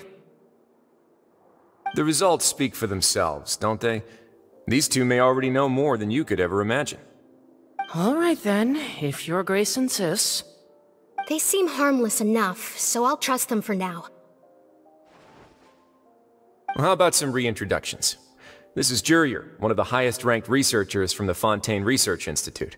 He used to work under Edwin. I trust that you've heard of Edwin? Good. Saves me a bit of time explaining. Edwin's main areas of research were archaeum and gravimeters. As his assistant, Jurier is quite familiar with them as well. I hired him to be my technical consultant. You want to blow up the Fortress of Meripede? Ah, what a lovely idea. I'm already imagining it in my head. Gotta admit, I'm tempted as well. Guys, focus! Focus! That taskmaster over there is Miss Lorvine, and is also one of my technical consultants. While Jurier used to be Edwin's assistant, she used to be Jurier's assistant. Ooh, are they together? See, everyone keeps asking this question. Are you too sure you're not a couple and just using your work as a convenient cover? Your Grace, I am not in a relationship with this man. If I dated her, I'd officially be madder than Edwin. Jeez, forget I said anything then. Follow me. Whoa, there's another door that goes right up. Your constant amazement makes it seem like the fortress can do anything.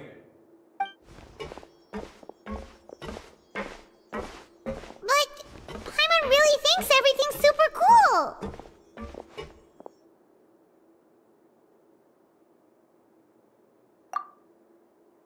Well, let's spice it up a bit. And here you go.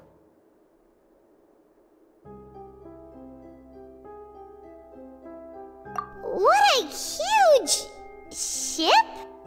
This is also a production zone that Paimon's never seen before. What's going on? How much do you know about Fontanian history?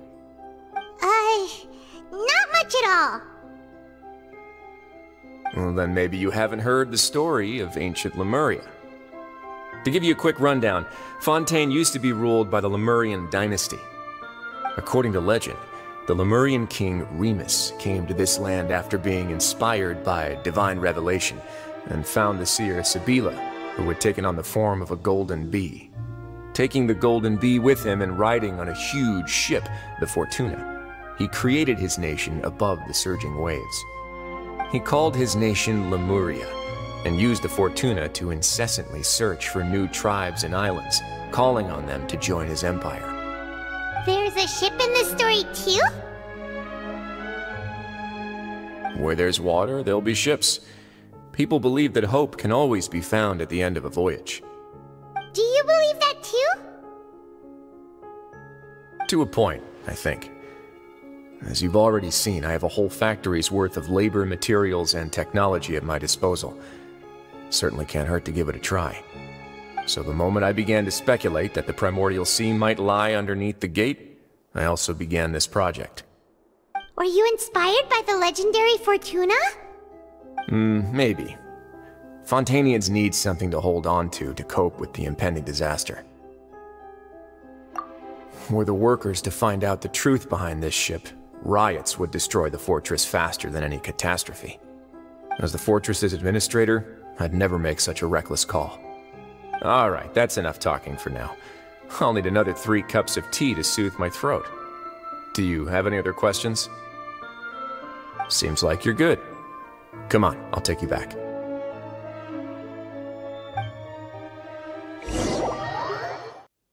I'll leave you here for now. Oh, thank you so much. No worries. But don't forget, it's up to you whether or not you want to share what you just saw. What you do from here on out will likely affect those 3 as well.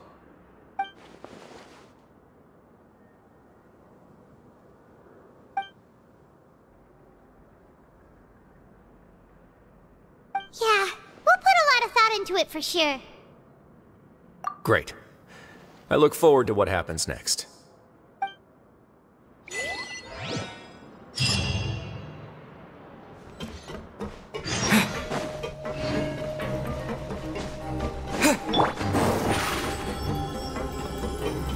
Step on us!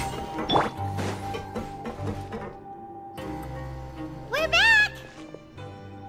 Welcome back. Do you want a cup of tea?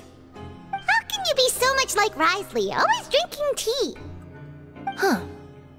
Actually, now that you mention it, I just remembered something now. While I was sedated, I could still barely hear 2 people talking next to me. They were discussing everything, from the leaves, to the water, and even the teacups themselves. Must have been Risley and Sijuin.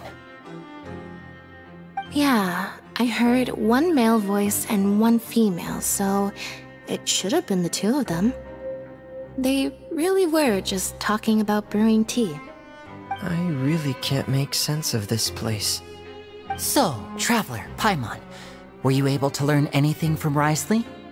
Yeah, he explained everything. Very well. Then, would you mind checking your answers against my speculations?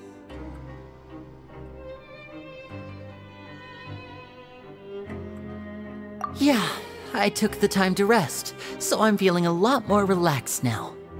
Nobody else is around, and Miss Sigewin is also busy with something or other, so let's just talk here. Alright, then I'll posit my theories. I asked myself 3 questions. Firstly, why was Fremine affected by the primordial seawater? It was because he dove into the sea. My theory is, the long-lost primordial sea is probably very close to the fortress of Meripede. Ooh, he's good. He got that right on the first try. That's our Linny. Secondly, Wriothesley's attitude changed dramatically during the course of our stay here. He ignored us completely at first, then suddenly roadblocked us. Why? I spent quite a long time thinking about this. If he has been monitoring the Fatui since the very beginning, he probably ignored us at first because he was hoping we could find Master Child for him. What's more, the Fortress of Meripede is not part of Fontaine's court system, nor does it report to Udex Nervulet. Wriothesley is basically the king of a no-man's land. As long as the fortress doesn't do anything about Master Child's disappearance, Father can use it to pressure the Fontaine authorities. And while the 2 factions are pitted against each other, Wriothesley will be free to move between the parties of interest. If I had to guess, he probably has something that he's working on himself. It's likely related to the secret of the infirmary, but I just can't think of what it could be. You're super smart. Thanks so much. Then finally, there's the last question. If Wriothesley does have a plan, what could it be? All I know for now is that his plan probably has something to do with the changing nature of the seawater. He's even gotten Cloran to help him out. That can't be the full extent of what he's doing. There's probably a secret passageway behind the block in the infirmary, and there's something big in the fortress that most people here never get to see. He has a bargaining chip, and it could be important enough for Father to deal with him directly. I don't have enough information, so I have no idea what his chip might be. But let me guess. You have the last piece of the puzzle.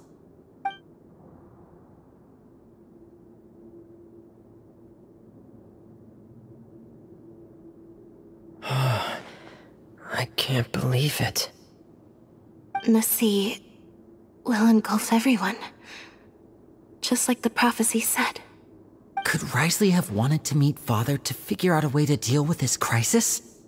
If you remember, I once mentioned that Father sees the House of the Hearth as her base of operations, and she truly wants to resolve the crisis.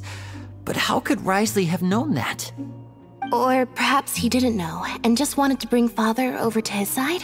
Which could be why he said he just wanted to negotiate. Yeah, that makes sense to me. I understand your concerns as well, Traveler. I'll figure out a way to pass this on to our Father. No matter what, we're on your side. The 2 of you have already aided us far too much.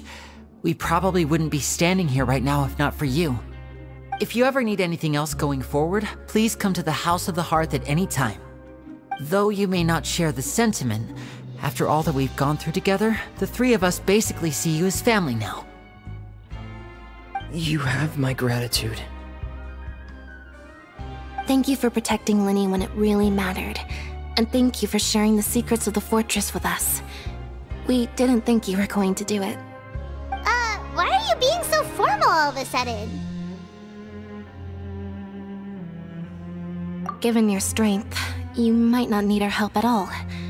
But if you are ever in danger, we will try our best to protect you. Aww, the sound of that makes Paimon feel all warm and safe inside.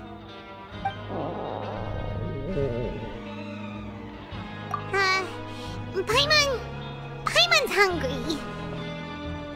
Oh, you've done so much already. Go get some food. Alright, then we'll catch you guys another time.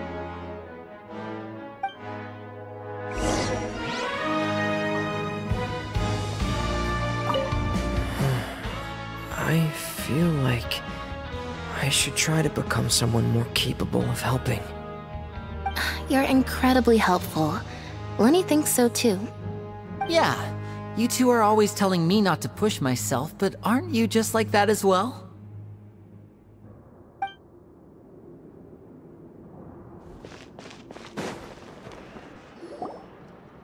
It's time for dinner. Welfare meals now being served in the coupon cafeteria. Come on, let's go pick up ours as well. Traveler and Paimon, over here.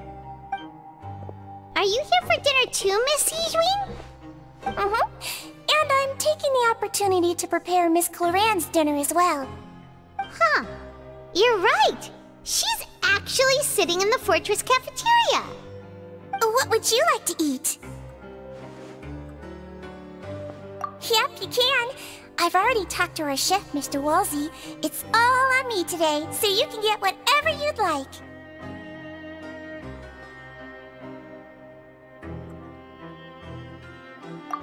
Me too! Don't forget Paimon! No problem. Just leave it to me.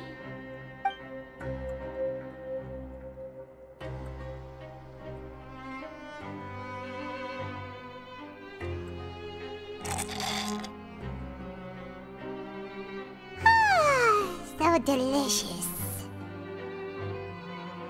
Paimon's so happy. Paimon wants to feast like this every day. Feeling full yet? How's the food? Delicious.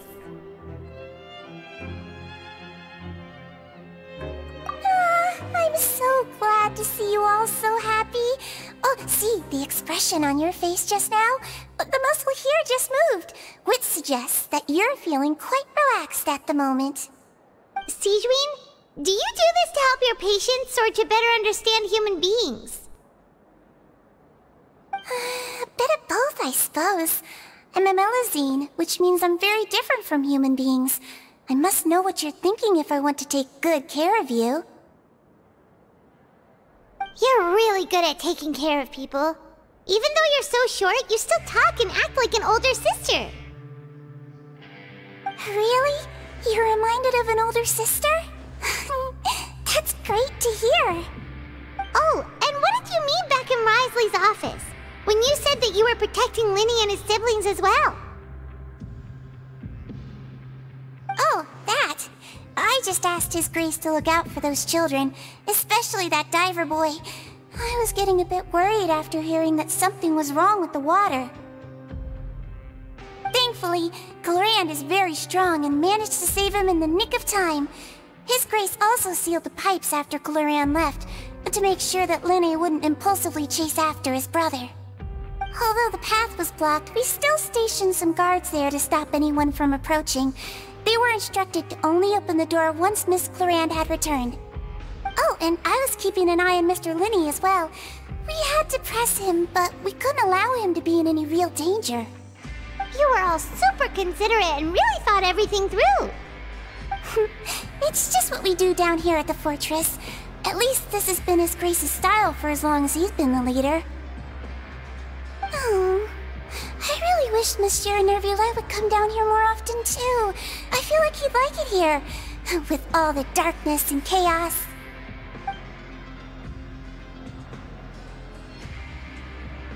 Get a good night's rest, you two. You both worked very hard.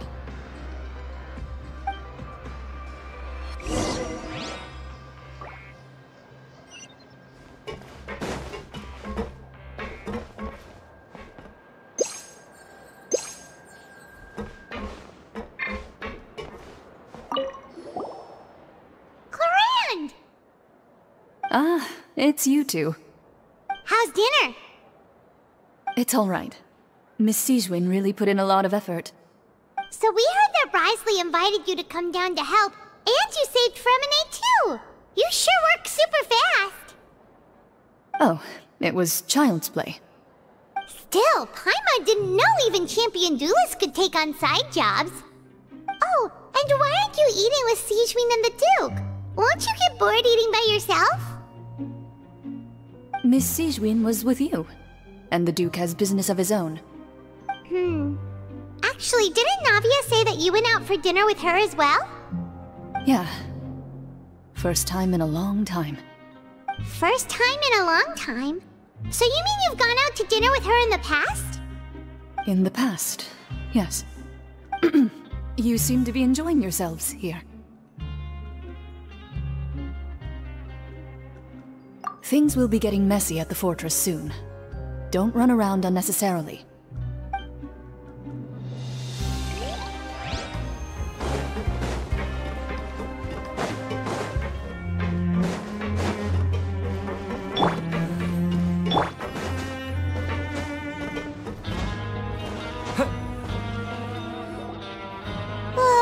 So much has happened. Paimon just feels absolutely exhausted now that she's finally relaxed. Paimon's super sleepy. Are you sleepy too?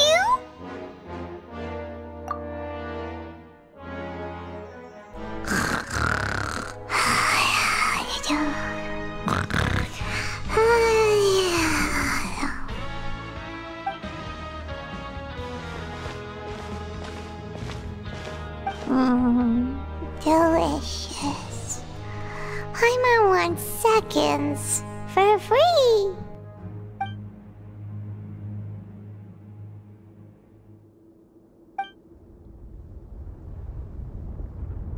Out of my way!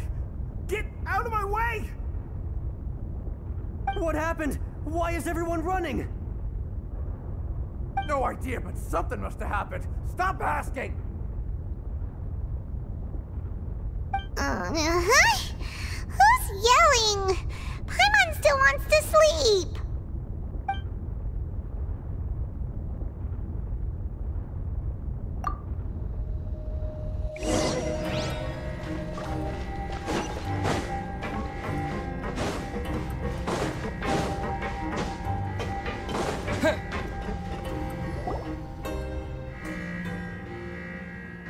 What happened? Why is everyone running around? Hey! What are you doing? No time to explain, mate. Goodbye! Hey! Wait! What's wrong with these people? They won't even talk to us. They're here!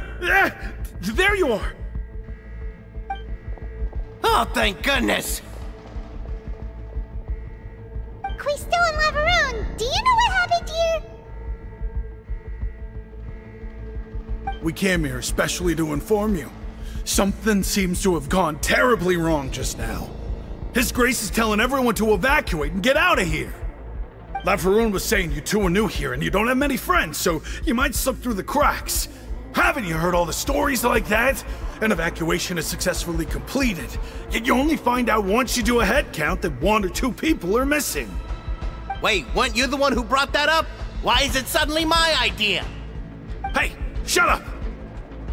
Okay, whatever. The point is, you should come with us. Yeah, he said to get as far away as possible, upwards and outwards.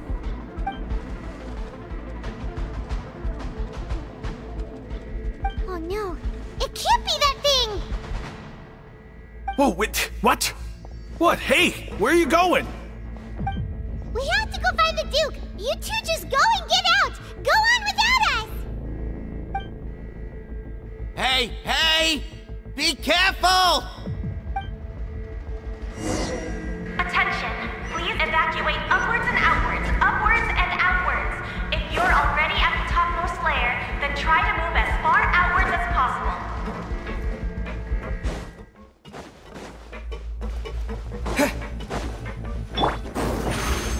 Over here!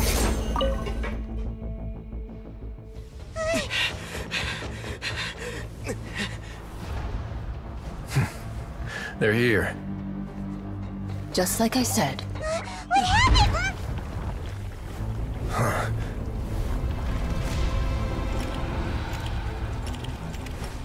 You're just in time. But be ready to run.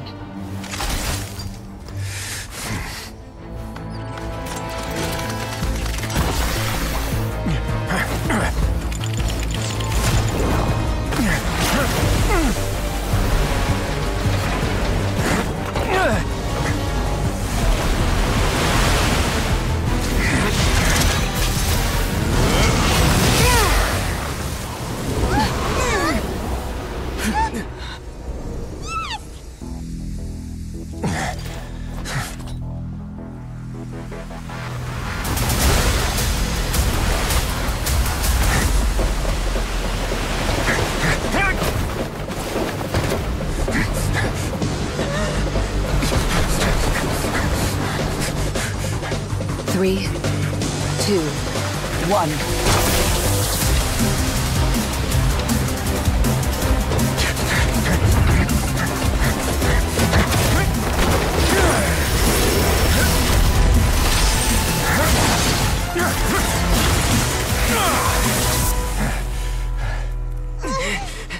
This won't hold it for long.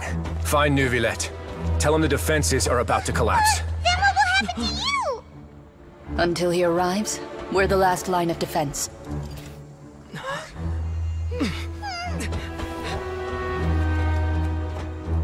The gate. How long do you think it'll hold? That depends on us.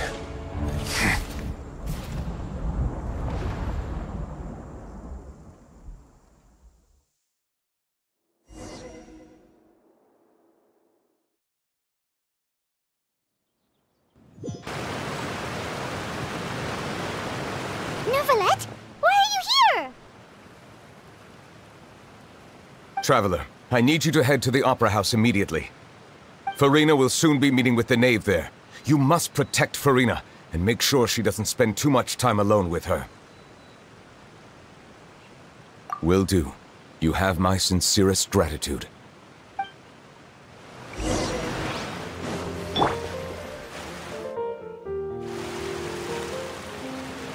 Look! There are a ton of Fatilian Palais Mermonia people over there! The knave is probably here already. We need to hurry! Are you two the Traveler in Paimon? Monsieur Neuvillette has left instructions. Please follow me. Though I'm sure he's already explained, this should be a mostly cordial conversation, unlikely to give rise to violence. But it would be most appreciated if you could protect Lady Farina to the best of your abilities.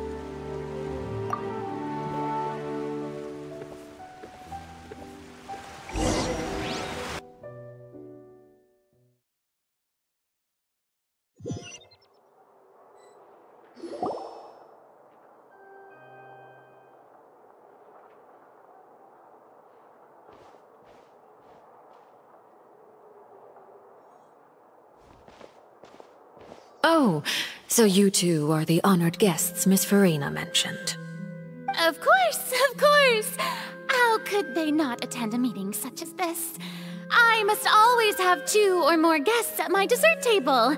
Otherwise, the occasion would be too lonely and unbecoming of my station. It is my pleasure to make your acquaintance, traveler. I have heard much of your accomplishments. I am the Knave, one of the 11 Fatui Harbingers.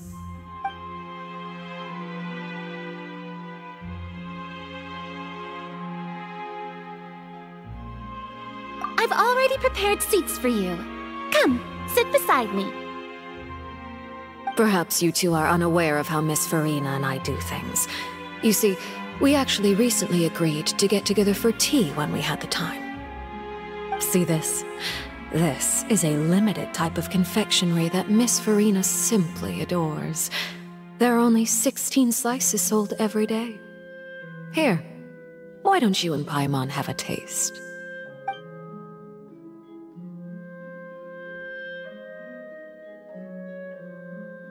Traveler, what do you think of this cake? That's good to hear. So what Child said was on the mark after all. You do share a taste in desserts with Farina and I.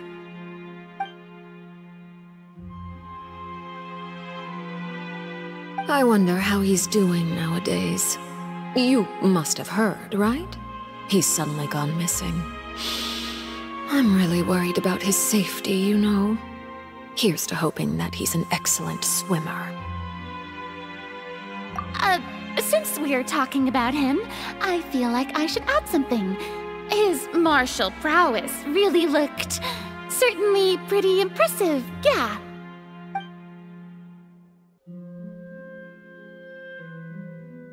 Oh, so you're also familiar with his aptitude for fighting, Miss Farina.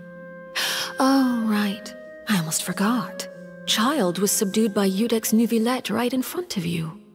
Against ordinary people, my colleague would never be on the back foot.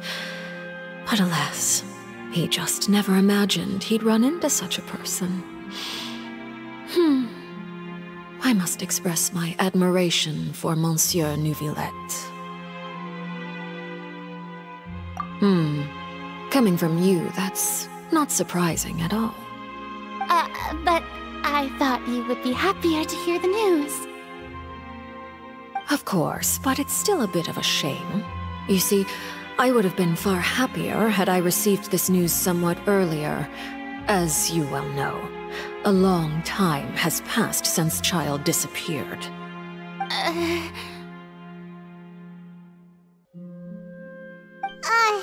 Well, in any case, there's no need to worry. We know for sure that Child is still alive. Oh, and just how do you know that? Because we found evidence that proved he left the Fortress of Meripede. And where did he go after leaving the fortress? Well...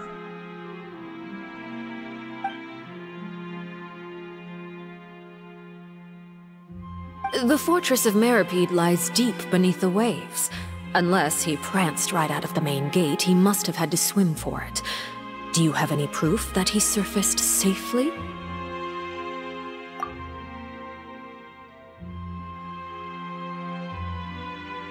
Ah, that is good news at least. His sister Tonya sent a letter to Fontaine not too long ago. Since he was unfortunately unavailable, I picked it up on his behalf.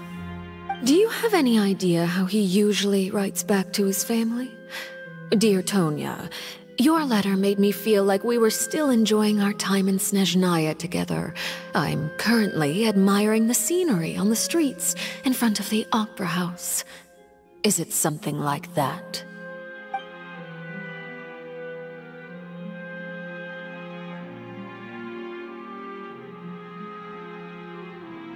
All letters tend to follow the same few formats anyway, right? As long as the contents are accurate, it doesn't matter so much how it's written or how it's worded.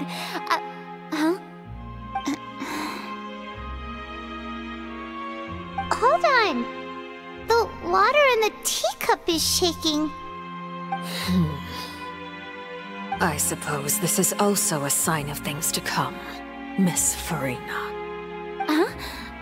I don't quite understand what you're trying to say. Have we entered into the next stage of the prophecy?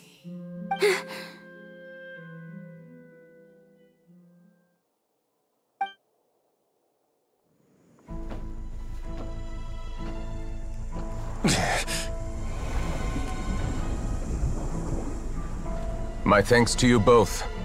I will take it from here.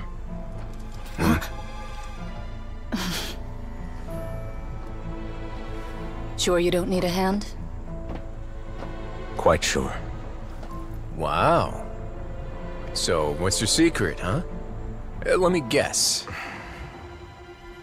Nah, who knows? Maybe it's just your sense of responsibility. Sounds about right.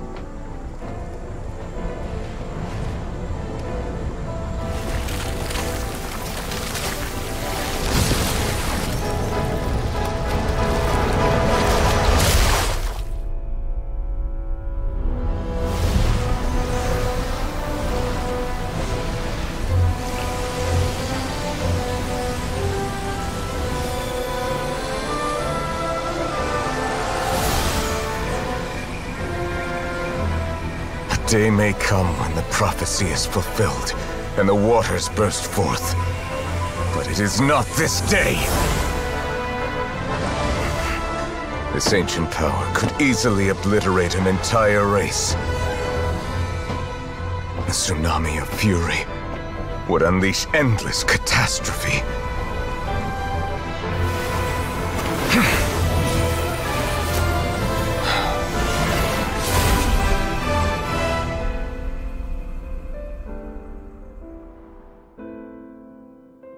This sentence is too severe.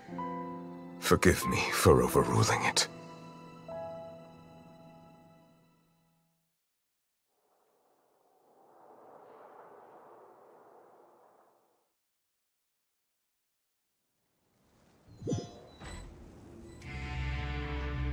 All right.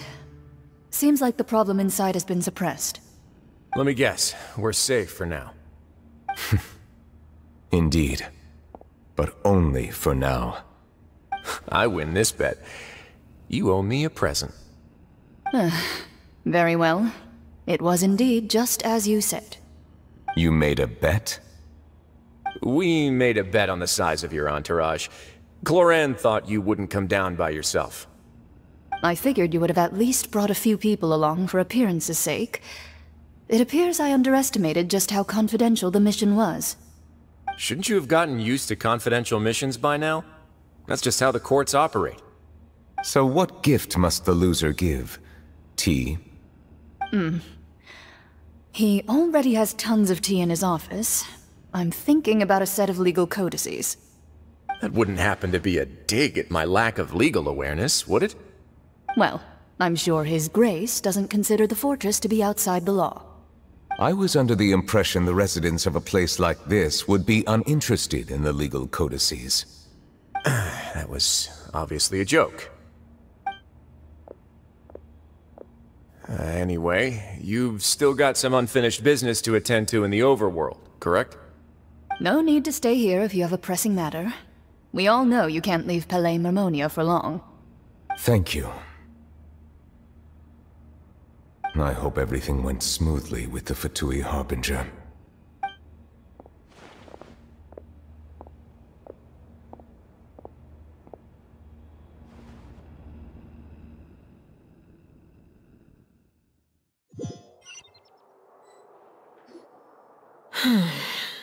I must say, we've spent long enough playing house. Miss Farina, as the Hydro Archon, I am sure you understand the exact meaning of the phenomenon we just witnessed. Or should I say, that's what I originally thought.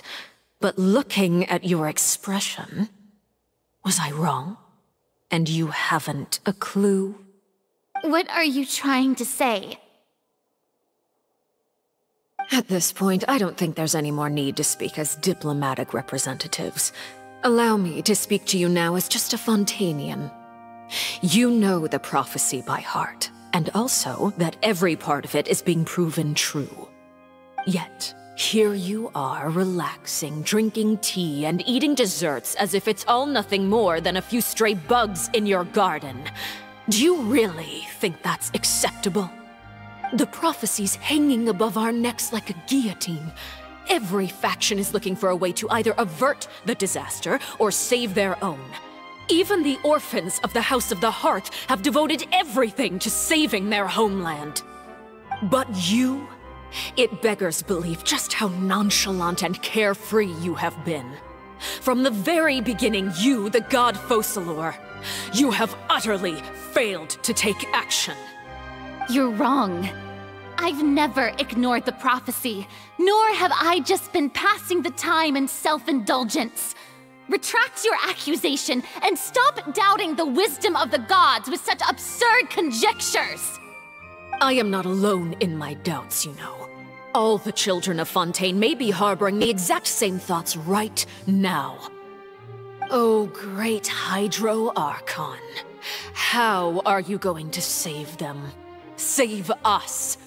How are the people you've sworn to protect supposed to survive in a land that will soon disappear beneath the waves? I have my ways, and I've been working on them for all this time. Even if you look down upon me, you have no right to judge me! Fontaine will be saved. Even if I still cannot see the true future right now, as long as I continue on as I am, I will be able to hold my head up high!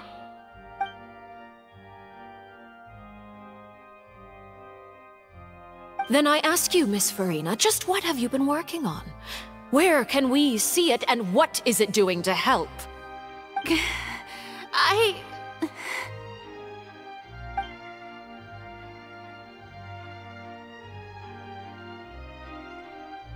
My machinations are just like the prophecy itself. They will only reveal themselves at the fated time.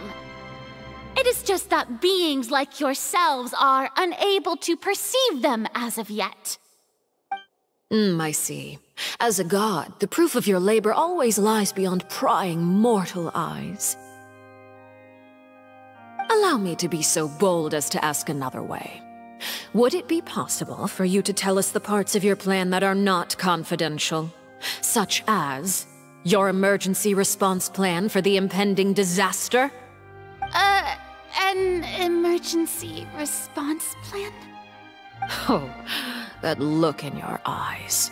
Have you not even prepared one of those? The emergency response plan is also strictly confidential. Then allow me to jog your memory. Miss Farina, what is the purpose of your Oratrice Mécanique d'Analyse Cardinal? And what do you plan to do with the massive amounts of indemnitium that has accumulated over the years? The Oratrice? It's just like it appears to be. So you also have no idea. If I'm not mistaken, someone's using it to prepare for something. But unfortunately, it would seem that someone is not you, Miss Farina. I first caught wind of this when Linny tried to investigate the Oratrice in the Opera House. You see, even just getting close to the core contaminated him with an extremely large amount of indemnitium. But even if that had nothing to do with you, then what could you possibly be working on, oh great Hydro Archon? Oh, right. I almost forgot. Udex Neuvillette is not at the tea party with us today. Miss Farina, I suppose you must have ordered him away to take care of some troublesome business. Yes, that's exactly right. Please keep it a secret for me. Of course I will. Although, I must say, Miss Farina, you seem quite insecure without the Udex by your side. Oh, very well. Let's stop that conversation here. There are still a few slices of cake left, so please, help yourselves, everyone.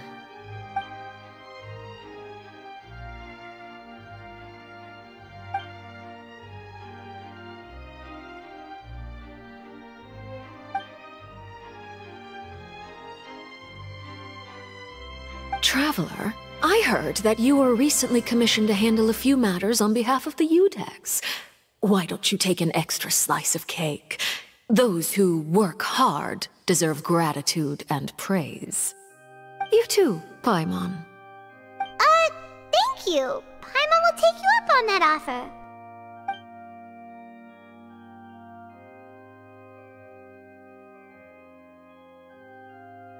Oh, Paimon's super full. That cake was great.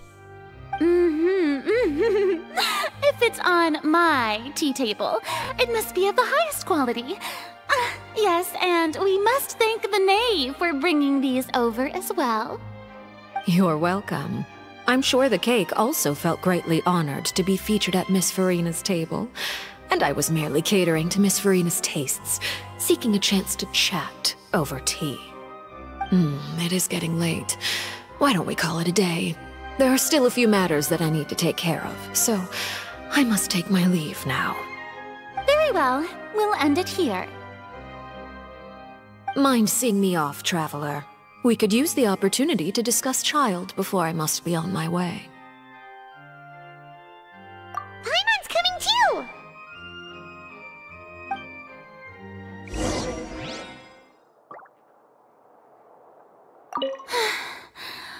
tea party turned out to be even more difficult than I'd imagined. Why are you looking at me like that? Is something the matter?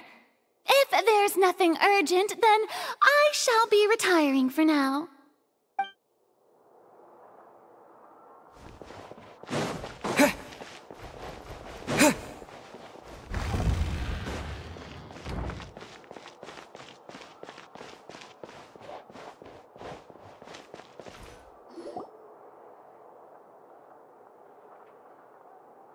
I'm glad that you were willing to come with me. Of course, Child was just an excuse.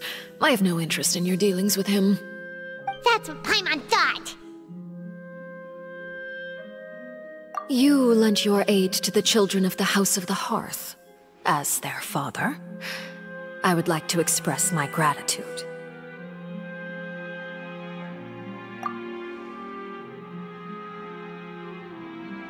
That was all. Formal topics should be discussed in formal settings, and informal topics in informal settings.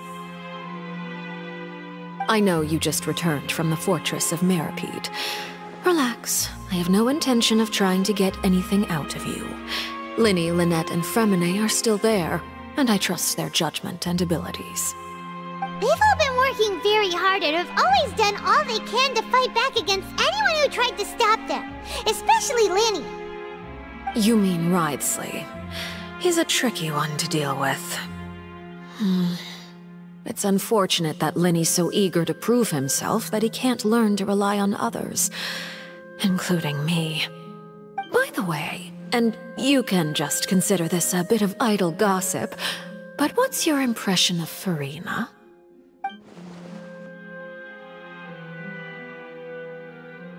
You are outside of our disputes, and the freest person in all of Fontaine, able to move around most easily. Allow me to share my perspective with you. And that's everything that happened during the trial.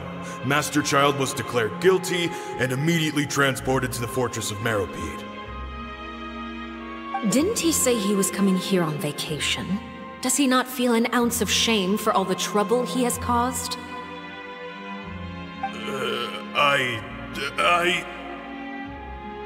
Forget it. He did give us an opportunity. I will be meeting someone shortly. Do you require help with any preparations? No need. I will take care of it myself. I need to meet with Furina, the Hydro Archon. She is at the heart of Fontaine.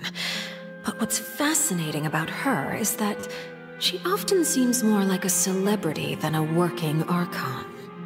Oh? Come over here, you little critter, you!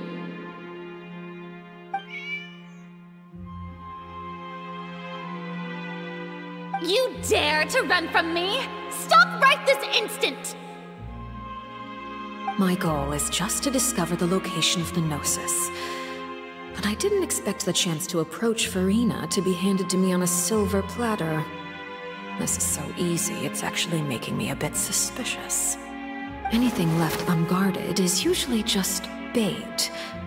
But no one will blame someone for taking the bait. After all, from the moment it was attached to the hook, the bait is meant to be sacrificed. It's just as I guessed in the second before I struck. The Hydronosis is not currently held by the Archon.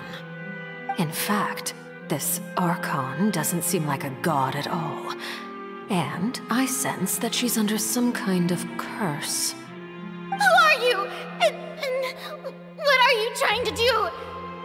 Please don't kill me! I'm begging you, please! The fear in her pupils is genuine, so perhaps she's not bait after all.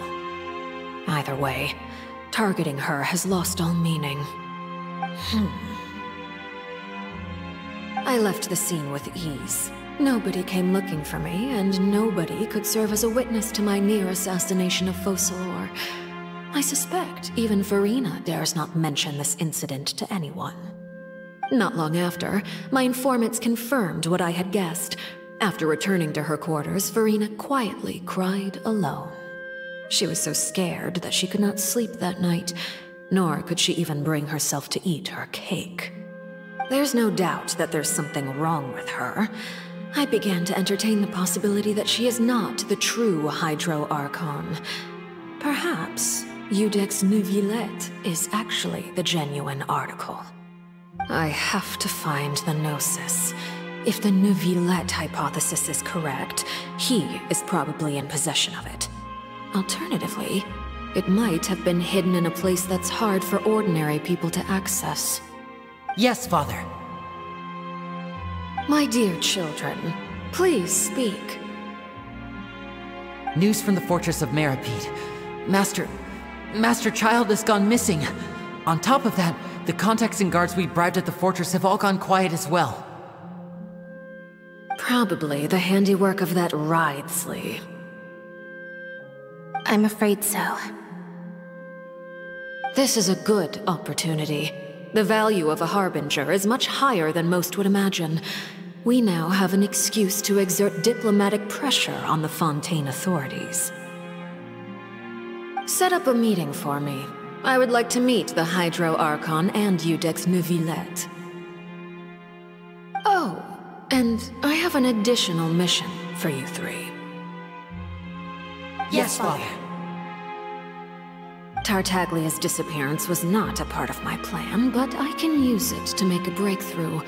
With this as my excuse, I can ask for an official audience and continue my investigation of Farina and Iudex Neuvillette. The initiative belongs to the House of the Hearth. My wish to investigate the fortress of Meripede will be a front.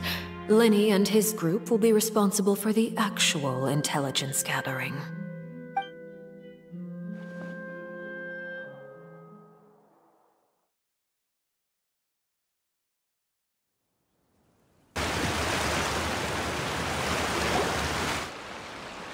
You should know the rest. Lenny's group is quite close to you, so they wouldn't have hidden anything from you. You attacked the Hydro Archon? It wouldn't mean anything, even if you shouted it from the rooftops. After all, even Farina herself is still pretending that nothing of that sort ever happened. Alright then. I've now had 2 days to enjoy tea with Farina. I have to say, the leadership of Fontaine is even more inscrutable than I had imagined.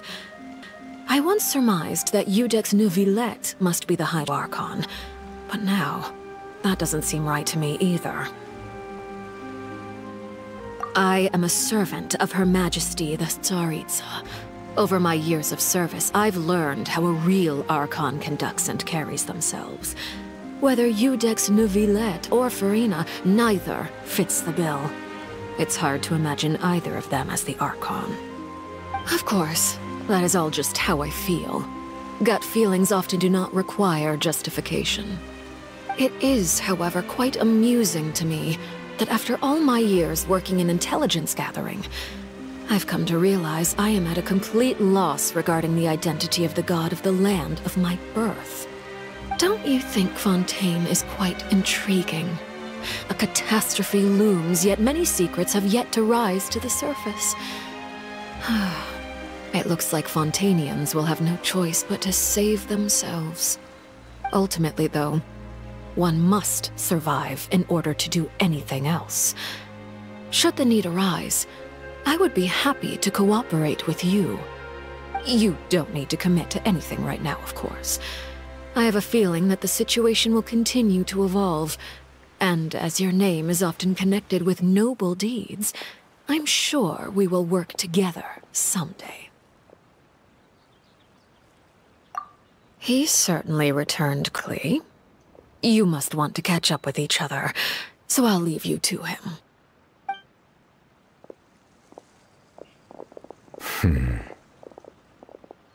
Neuvillette, is it over? For now, yes.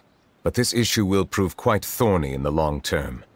I'm concerned that sooner or later prophesized events will occur. Thank you for protecting Farina. To put it simply, I used my power to force back the primordial sea and reseal the sluice gate.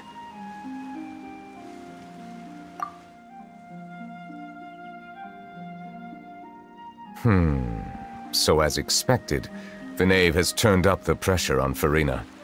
She's trying to feel her out, though I'm still unsure as to her motives. Permission granted.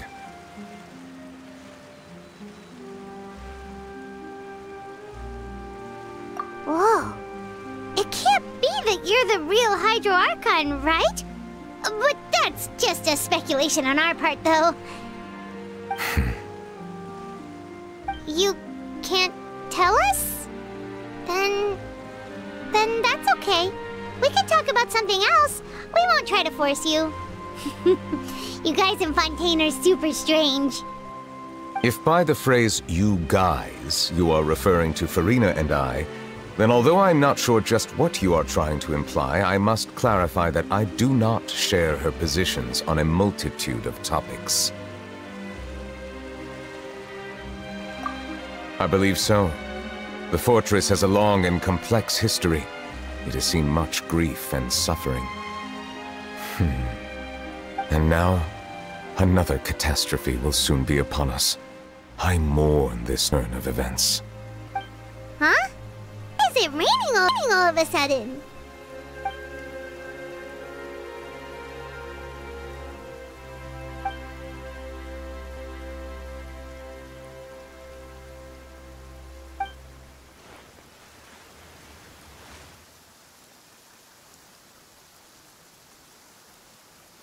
You may be closer to the truth than you think. Oh? And what are you thinking? The dragon of... what? Huh? Please do not be so surprised. Ina?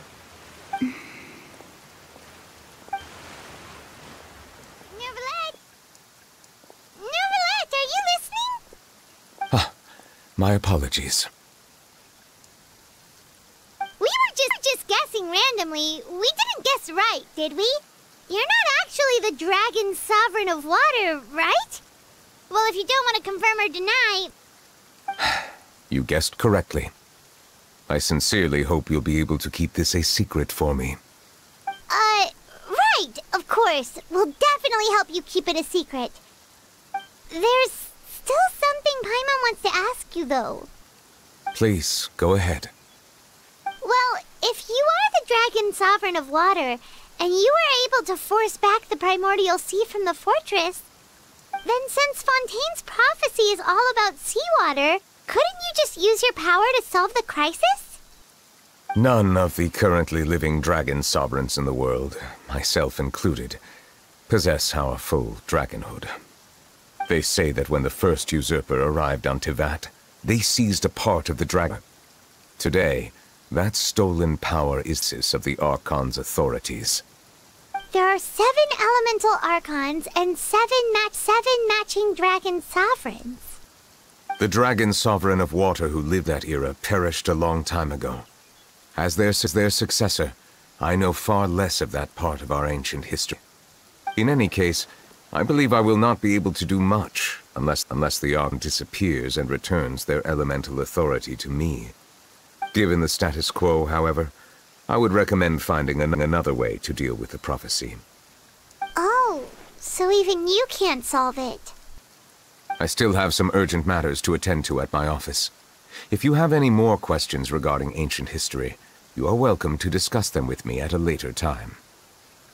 Please go right ahead. There's a place that Paimon wants to go too. Traveler, why don't we pay another visit to the Fortress of Meripede? Paimon is a little worried. We'll see you another time. Take care.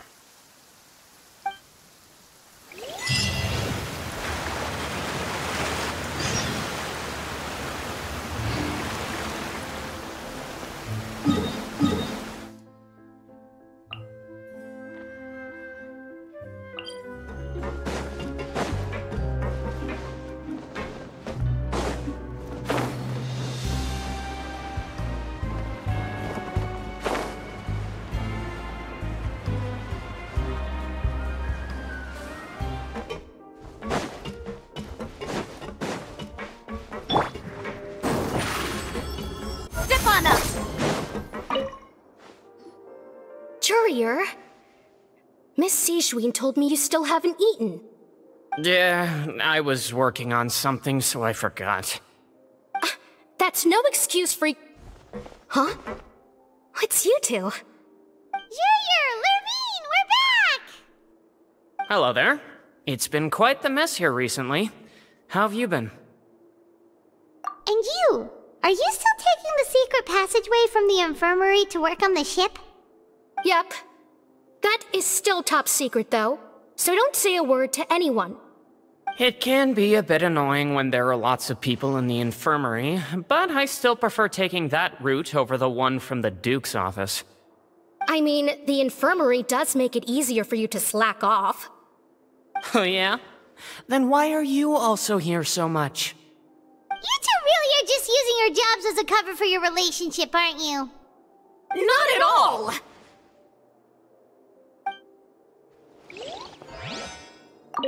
Courier, the rumors about us are literally everywhere now. Please do something about it. But it's not like I caused them by myself. All right. I'll try to do something about it when I can find the time.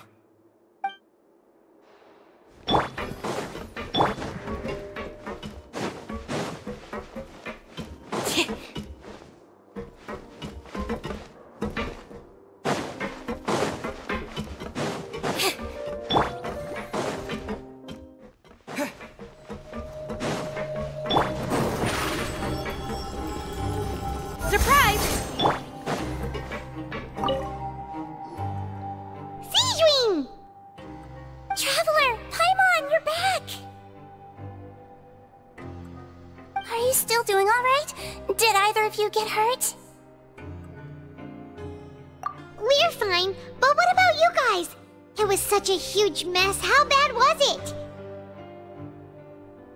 A few people sustained superficial injuries, but that's about the extent of the damage. Monsieur Nervulette paid us a visit. It was all thanks to him that we managed to suppress the crisis for the time being. Of course, we must also thank you for the help you provided.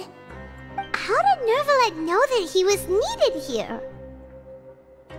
Well, Monsieur Nervulette has strong resonance with the hydro element. When the water level rises, he can feel the waves produced. I ran into the bombshell bros while bandaging the injuries of the wounded. They were mumbling the whole time about how you just ran down without a word. I'm so relieved to see that you're both alright. If you're not too pressed for time, please stay with us a few more days. Just let me know if you get a craving for any particular dish, so I can have Mr. Walsey get your meals prepared. Oh, and please feel free to visit the infirmary for a break at any time. I'd like to take the opportunity to spend some more time observing your facial muscles as well. Your happy smiles are quite contagious, you know. They're so memorable, and I've missed them immensely while you were gone.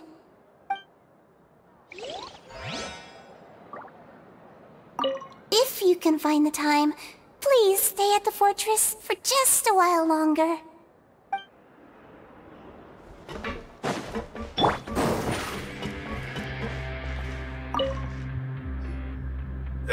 You guys are back?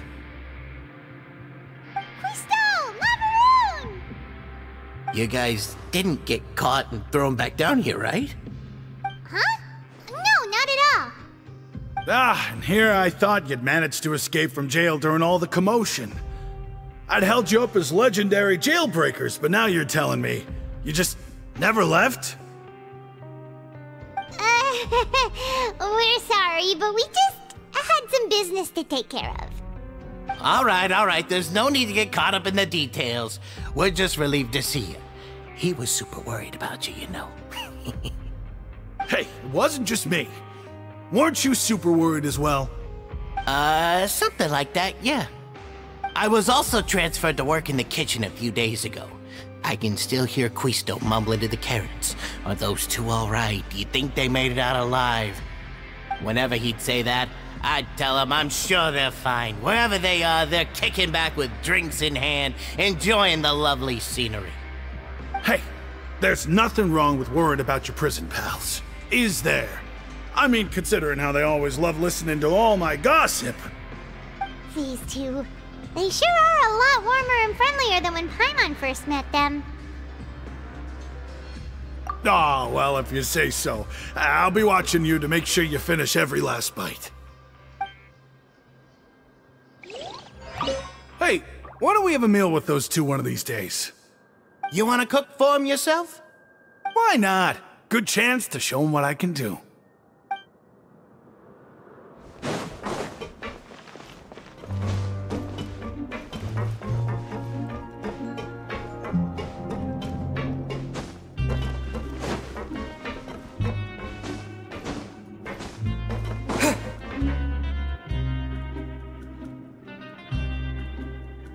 Now guess, what suit will this next card be?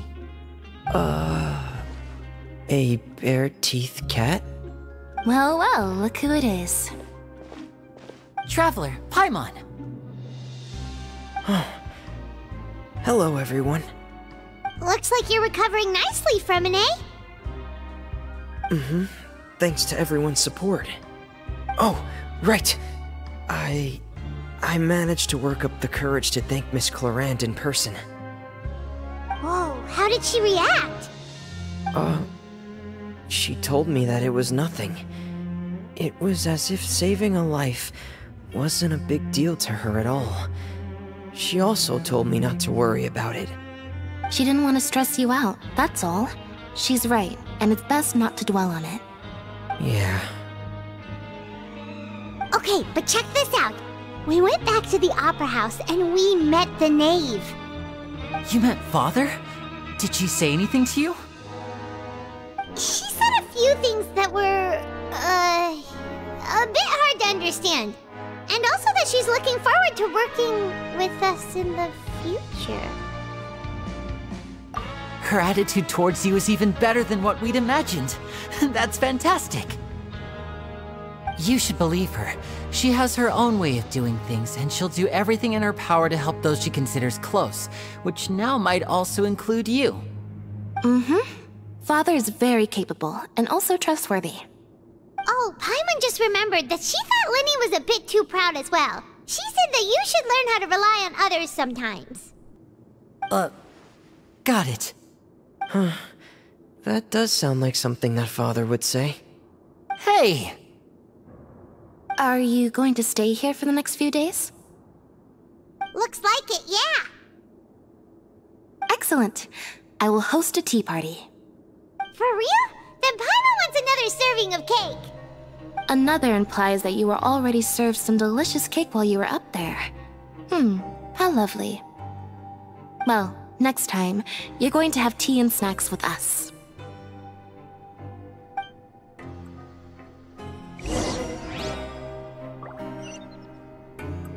We should start preparing that tea party.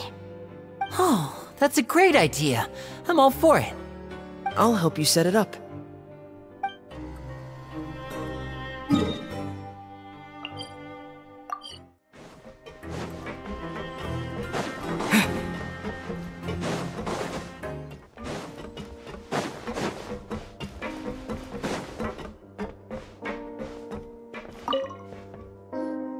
Do my eyes deceive me, or did I just see two inmates come back after making it to the surface? Some strange winds blowing of late. We wanted to see how the fortress is doing. Is everything still alright? We're fine, for the most part. Neuvillette came down and took care of the worst of it. If that's the case, why don't you just ask him to stay here? Oh, yeah, what a brilliant plan. Let's go convince the Eudex himself to exchange the courts of Fontaine for a puddle of water in the middle of nowhere. He came here in a hurry and left without even stopping for a cup of tea. He did remember to take Miss Sigewinne's gift with him, though. He sure sounds super busy. Miss Clorand has left as well. She also took her gift from Miss Sigewinne. Were the gifts milkshakes? Neuvillette got the milkshake. Clorand received lipstick instead. Those aren't even remotely alike. Well, it's Neuvillette's own fault for making Sigewinne worried about his health by working so much. But besides that, our head nurse is still pretty fond of picking out beauty products for the ladies. Oh, and I have some gifts here for you as well. Are these from Sijwin too? Nope, they're from yours truly. You've already wrapped up your work at the fortress, so you can return to the surface at any time. You haven't yet served your full prison term, however, so you may continue to use your cell until your term is up. For real? Then we could stay here for a really long time? You may access the cafeteria for free. Hooray! Just remember to come complete your paperwork once it's time for your release.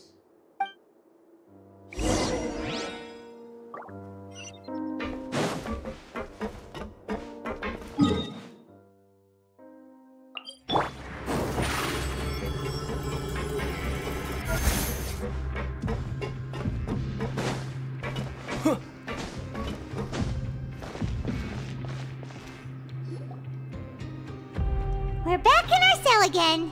We're no longer prisoners though, so it really doesn't feel the same. Sure feels that way.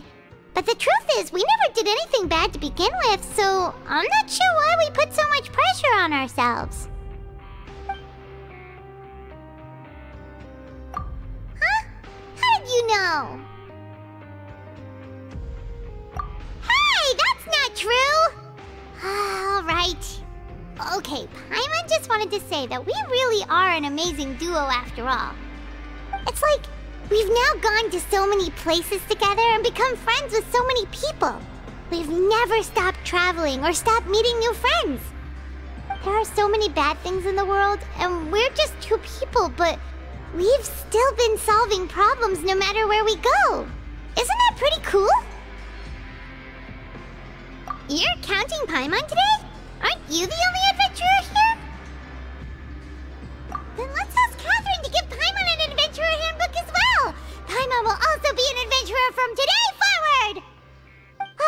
Just our thoughts making Paimon giddy. Paimon's gonna crash, so you sleep soon too. The last time we fell asleep here, we woke up to a whole mess outside our cell. The primordial seawater nearly rose up. That was so scary. We should be safe now, right? Alright then, good night to you, Traveler.